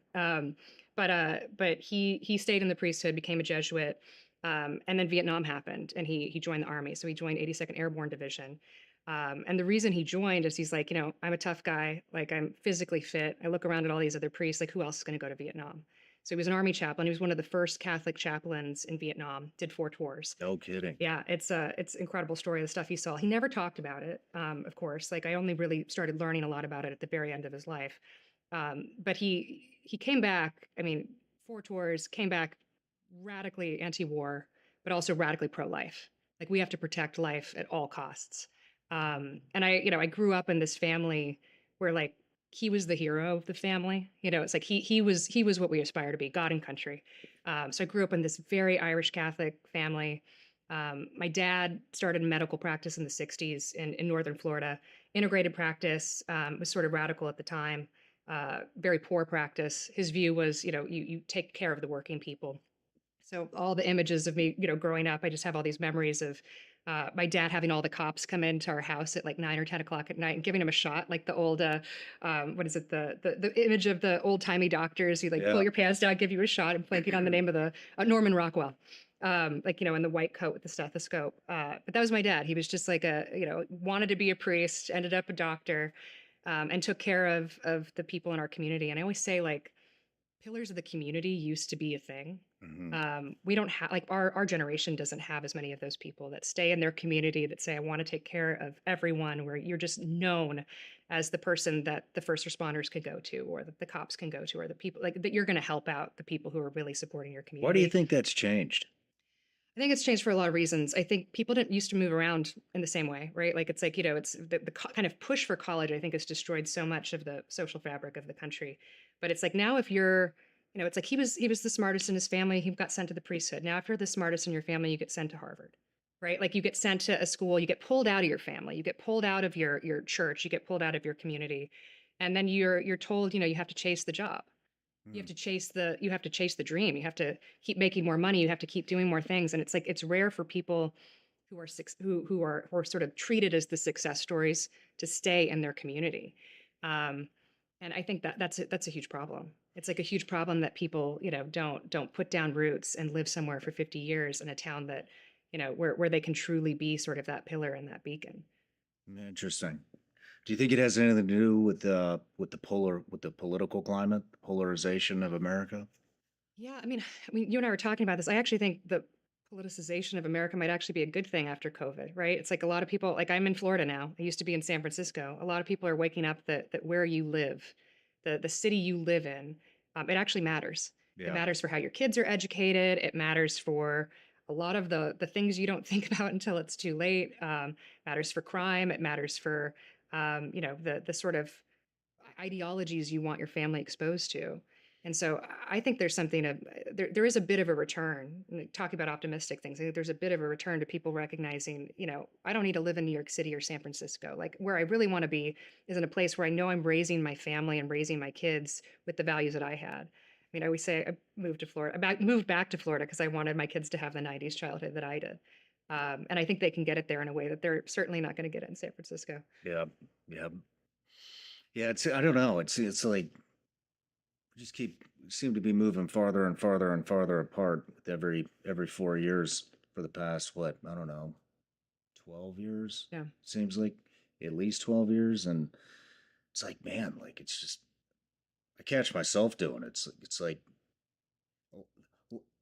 not much, but a lot of people are just scared to share just a simple opinion because they don't want to be, you know, blasted or judged, yeah, even in like a small town environment like this. totally. It seems like. I think a huge part of the problem is we've replaced, America has always been a religious country. And then you saw this decline starting around, 1970s, this real decline in religion. It's coming back up again we'll talk about a lot of optimistic things, but that's one thing I'm optimistic about is the religious revival. But, 5, 10 years ago, it was really bad, right? Where the continued decline of people not believing in God, not going to church, but it leaves this hole for some other sort of ideology. And I think Americans have replaced their love of God, their love of country with their love of politics. And so now we sort by ideological preference, politics. It's like, well, the way that people in previous civilizations used to feel about religious outsiders is how we feel about political outsiders. And so I do think we're more polarized, but I think the root of that is that we don't have anything in common anymore. And we used to have sort of this, Christian ideology or sort of even just understanding that America has certain values. And we don't, for a very long time, that was under attack. Decades that was under attack. And it's only now that we're sort of moving back to people saying, okay, maybe I should go to church. Maybe going to church is a good thing. I mean, you even have the New York Times. People, on the op-ed pages, I always think like they're a good beacon of sort of liberal thought. The op-ed page is saying, well, maybe we should return to religion. Are you serious? Yeah. The New York Times is Yeah. putting this out? Yeah, I mean, they've been putting out some stuff recently where it's like they funniest one, the op-ed page from last week had 3 different stories about the declining birth rate. 3 different stories about what is wrong that we are not having enough children. And that used to be a conservative, social conservative, religious person talking point about having more babies. And now the New York Times is worried, and they're saying, there was another article that was so funny. I wish I had the actual headline. It was like, we don't see men anymore. Like, where did the men go? The men need to come back to us. Like it's a woman talking about how there's a gulf between men and women. And I'm just thinking, at least they see there's a problem. They don't know the reason for the problem. Like that's a whole backstory. Well, like hopefully they'll learn at some point, but they see there's a problem. And so I think I'm at least optimistic that we seem to be kind of turning the corner on, okay, like it's good to have families. It's good to think about where you want to live, how you want to raise your children. And hopefully that will lead to asking bigger questions about what does it mean to have a good family and what does it mean to be a good person. Wow. I had no idea the New York Times was putting pieces out like that. It's fun to read just for opposition research. It's a fun thing to read just to see, okay, like you might not agree with what they're saying, but it's like, wow, like they wouldn't have published that 5 years ago. Yeah. Yeah. When did you notice, by the way? Like when did you notice that men have disappeared from the society? Yeah. Or that they have no interest in relationships with women, or that they have no interest in marriage. And it's but it was interesting because the article sort of blamed men for everything, and it's like, well, yeah, like next week they need to have the men saying why did the women disappear? Why did the women change? Right. And I think that is a huge problem of the why we have this birth collapse is that really like there's just been a full-on assault attack on the family for the last 30, 40 years. Yeah. And so it makes sense why you see fewer and fewer people having children. How bad is our birth decline? Oh, it is shockingly bad. So we are now at 1.6 per woman. Our replacement rate is 2.1. I thought we were at 2.1. It's been about I think 8 years that we passed the 2.1, and then there was a mild uptick in COVID. So people were hopeful. They were thinking, well, maybe it was just an anomaly those last few years. But then there was a steep decline since COVID as well. So yeah, we're at 1.6. And the millennials, I mean, the millennial generation, I think it's something like we're older millennials. We're like, I think it's 1980 to 1986 is called the elder millennial generation. Something like 58% of us have children. That means, yeah, the lowest in history. So it is going to be a shock, a huge shock when our generation ages and there's no one there to do important services. I mean, like there's a lot of not only economic reasons, but just like the social fabric of what's about to happen of not having children. I mean, this is how civilizations die. Let's go into it. How is it going to affect us? So This I mean, isn't something I've talked about. yeah. So one, it's the economic situation is going to get very bad. When you think of, the boomers are the largest, I think, a generational cohort. They're living longer than they ever have. They're healthier, but they're getting to ages, right? Like who takes care of boomers when they're in their 80s and 90s? They're in nursing homes. You need service workers. You need people to be able to take care of these aging people, right? It used to be that you were taken care of in the family. We don't do that anymore. Now we have nursing homes, right? Like it's very rare that someone moves in when they're at a certain age with their children and they're taken care of. So those jobs, which used to be filled by service workers, there's no one who's going to be able to fill that. On every economic dimension, if you do not have a generation of workers, of people paying into the system, Social Security, I mean, Social Security is a huge issue, but if you don't have people paying into the system, doing the labor, being able to do the things for the elder generation, society starts crumbling. And then there's, of course, the social ramifications of not having families. I'm a firm believer that the most important institution in America is the family.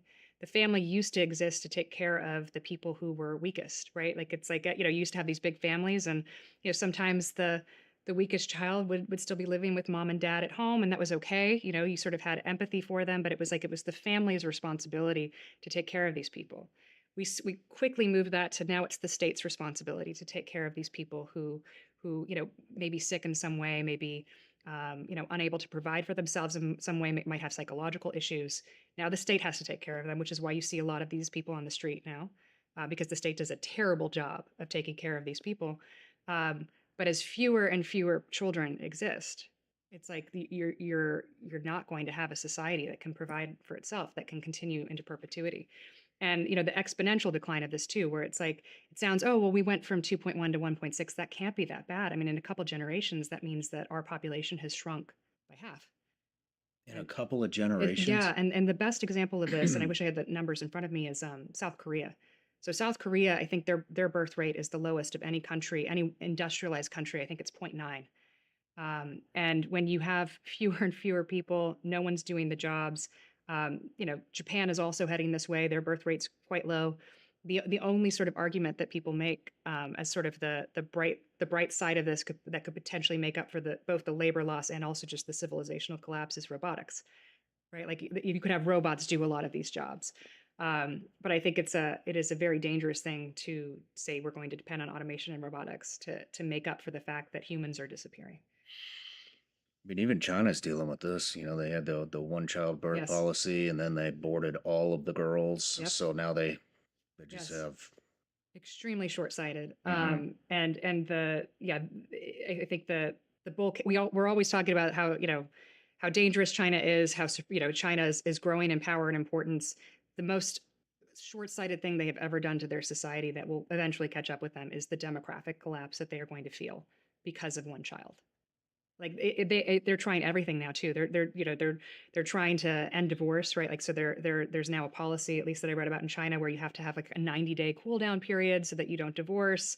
They're trying to encourage young women to have children. Young women don't want to have children. They're bringing in women from other countries, from what I understand. Yeah. They're sending them out to go find wives in the Philippines, Thailand, Yeah. Japan, everywhere. Yeah. But they recognize it's a massive problem, and probably recognized it before even we did. I think in some ways the conversation sort of hopped from the social conservative sort of church going movement of gosh, like this is a huge problem, to sort of I would say the sort of techno optimist Elon Musk talking about the birth rate as a big deal. It's now become sort of, I think, an issue that's okay for polite society and sort of liberal New York Times to be talking about. Like this is actually a real issue. So first step is acknowledging it, but it is 1.6 is a long way to come back from, especially with a millennial generation that, waited way too long to have children. I think the kind of there's a couple underlying factors that I don't think we talk enough about that have caused this. Is when you look at sort of our parents' generation, a lot of people didn't go to college. They started adulthood at 18. And sort of the sort of fertile window, you could say, for women was between 18 and 40, say. Like that was sort of the nominal window of when you could have children and it was socially acceptable. And then we had this incredible push against fertility and against having a family young, that I think the millennials really caught wind of. It's like everyone needs to go to college, extended adolescence, like use your 20s to experiment and enjoy life. Like you don't really need to be focused on having a family. And what happened is the average age now of a first time, I think, mother in America is 28. So 10 years after that, 18. So you've cut the window in half. The average age of a first time father in America, I think, is 31. And that's for both college educated and not college educated. If you add on college on that, which I think is a real issue, it's even higher. It's like the average age of a first time mother is 30. So you can understand how the birth rate's being cut in half if the entire window of when you can have children is cut in half, because people are so focused on career and finding themselves and sort of their extended adolescence rather than focusing on building a family earlier. You're just going to have fewer children. And then when you have fewer marriages, that also cuts it.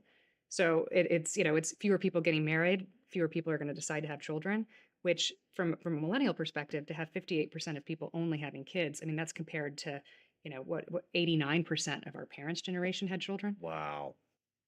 Do you know if the baby boomer generation are they still the biggest? I believe they're still the biggest, yeah. So this has always been a question about that I've had, is just, what it's just real estate, but I mean, you see all these 55 plus communities being built. I mean, you live in Florida. I came from Florida. They're everywhere. They're everywhere. Yeah. I mean, the Villages is like, about the Villages. Yes. It's crazy. Yeah, what is going to happen to all these 55 plus communities when that massive generation dies off? Yeah. I mean, are we just going to have? It's going to create a housing crisis. Yeah. I think it'll be a housing crisis, fewer people, and also like are millennials going to want to, the millennials in Gen X, or Gen X is actually a pretty small generation. Are they going to want to move into those places? Definitely not. In some ways, the bigger question I think is also, and I know you've had people on who've talked about longevity. People are living a lot longer too, which means they're going to have to work a lot longer, which means they have to be healthier for a lot longer. And so, if you have people living a lot longer and fewer people who are being born, it's just, it's society inverts on itself. You have a very top-heavy society of people who are older who can't do the work that needs to be done to actually protect a country. Has any nation reversed this? Like I haven't seen anything recently successfully. There have been some attempts, like some people have pointed to countries like Hungary that are now paying. I think there's a policy in Hungary where if you have more than 4 children, you don't have to pay taxes. There's some extreme policies where you've seen that. The one anomaly in the Western world or in the industrialized world where they are well above birth rate replacement is Israel. And so there's questions about, is it because it's a religious society? They have a pretty large religious Orthodox community, right? That kind of makes up for the rest of the secular society that doesn't have children. If you have a family of 8 and 9 and 10, that's 10% of your population.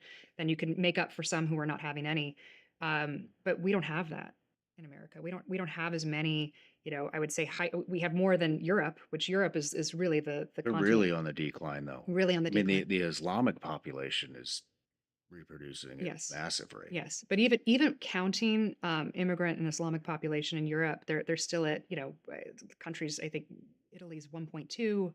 I think France is 1.5. Everyone always looks at the Nordic nations as sort of the beacon of how we should be doing policy in the U.S. because they pay for free healthcare for mothers. They pay for free IVF, different things that that people say we should experiment with. Their population decline is worse than ours. They're at 1.2, 1.3, 1.5. And so I think what's fascinating to me about this is that this isn't a country-specific problem or a cultural-specific problem. It's really all industrialized nations. And, there's probably healthcare reasons for it. There's a lot of research about I think men are 70% less, have a fertility rate of like 70% less than it was roughly about 100 years ago. Yeah, yeah. Sperm counts are down. You know, the sort of fertile window for women again cut in half. It's yeah. So there's something about the medical side of this and the health side of this that's also happening, but you can't ignore the memes and sort of the cultural destruction that happened since the 1970s, in my opinion, which is family bad, you know, individual good, right? Like you shouldn't have to sacrifice yourself for the needs of your family. And the minute that people across the Western world started believing in sort of this like individualism, that's where you see just the family completely destroyed. And just fewer and fewer families means fewer and fewer children. And we're finally waking up to the consequences of that, which is a society that can't, you know, grow its GDP. I mean, the economist version of this is it's a society that can't grow its GDP and that can't remain successful. But I think the human part of this is it's a dying society. It's a frail society. I mean, how do we fix it? I mean, I think you have to change the culture. I think you cannot change a spiritual and a cultural problem with economic policies. So the sort of easy answers that a lot of economists and sort of people who study this say is, okay, well, we need to make healthcare free, make birth free, you know, make women feel more, you know, feel that they have more benefits, maybe pay women to do work, right? Like pay them to stay at home. And, you know, some of those ideas, like, you know, I could say you know, our healthcare system is expensive. It is expensive to have a baby in America. So making that cheaper on the margins, you know, might affect a mother who says, okay, I have 2 children, maybe I want to have a third. But I actually think the bigger problem is cultural and spiritual. I think it's the culture too. I mean, I think it stemmed from, you know, the feminist movement. Yeah. You know, where it was get out, get a job, provide for yourself, you can do everything, which yes, but it detoured women from having children. Yeah. And then women that do have children, I mean, it's almost like me and my wife talk about this all the time. If you say you're a stay-at-home mom, it's like it's frowned upon in a lot Totally. of areas in the country, and it's like, what the fuck are you talking? Like frowning upon Yeah. on a stay-at-home mom. I mean, what's more important than raising Of course. your kids? Yeah. And then and then I mean, and then I don't even know how single mothers do it. Yeah. I mean, It's yeah, the hardest job in the world. it's you have to make it okay, and you have to take care of the single moms out there. Totally. You know, it's scary. Totally. And I think about it, it's terrifying. I don't know how they make ends meet, Yeah. but yeah, I think the culture change is paramount for Yeah. that. Yeah. But A lot of the research, it's always fascinating to me, the things you can't talk about. You know, we can talk about the problem, but there's certain things we can't talk about that add to it. And you'll see, you know, the economics is always a thing people want to talk about because it's like, oh, well, if we could just fix it with an economic policy. But no one ever talks about what you said, which is that feminism did change the memes and the culture. But at the same time, no one talks about when you introduce birth control into a society and tell women, you know, you can control your own destiny. That is a huge part of it. Like all of these declines in the industrial world started at the exact same time that the pill was introduced. So, you know, we're not going to go back to a world that is pre-pill. Like that's just never going to happen across, you know, both Western society and the industrial world. But I think you actually have to acknowledge all of the factors. And the fact that a lot of the people doing this research won't even acknowledge, oh, something magical changed in the 60s and the 70s related to healthcare, related to how you know, abortion was made legal in 1973, other nations followed. When you look at those as inputs into the story as well, it's like there's a reason why the birth rate is so low in these countries, and it's not just an American phenomena; it's a global phenomena, and you have to take into account all of those things. And I just keep coming back to the culture changed. Like there was something about what we prized and what we made high status in America, where most people, or I shouldn't say most people, but a lot of people chose to have, you know, only 1 to 2 children, whereas their grandparents' generation and their parents' generation had 3 and 4. And a society that changes that dramatically in 1 generation or 2 generations is unstable. It's completely unstable. yeah. Well, Catherine, let's take a quick break. What if you could delay your next 2 mortgage payments? That's right. Imagine putting those 2 payments in your pocket and finally getting a little breathing room. It's possible if you call American Financing today. If you're feeling stretched by everyday expenses, groceries, gas, bills piling up, you are not alone. Most Americans are putting these expenses on credit cards, and there doesn't seem to be a way out. American Financing can show you how to use your home's equity to pay off that debt. You need to call American Financing today to get ahead of the curve. Their salary-based mortgage consultants are helping homeowners just like you restructure their loans and consolidate debt, all without upfront fees. And their customers are saving an average of $800 a month. That's like a $10,000 a year raise. It's fast, it's simple, and it could save your budget this summer. Call now at 866-781-8900. That's 866-781-8900, or you can go to americanfinancing.net/SRS. NMLS 182334, NMLSconsumeraccess.org.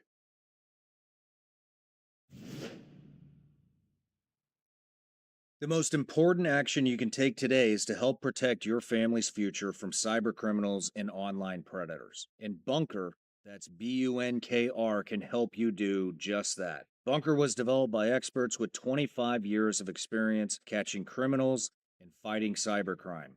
They created Bunker to help protect their own families, and now they're sharing it with you. Bunker even offers a family plan. With the family plan, you get a private messenger to share messages, photos, and files with your spouse and children, connecting only with people you approve. No spam, no surveillance, no imposters, ever. You also get a password manager to help safeguard your family's online accounts, including financial, shopping, streaming, and social media.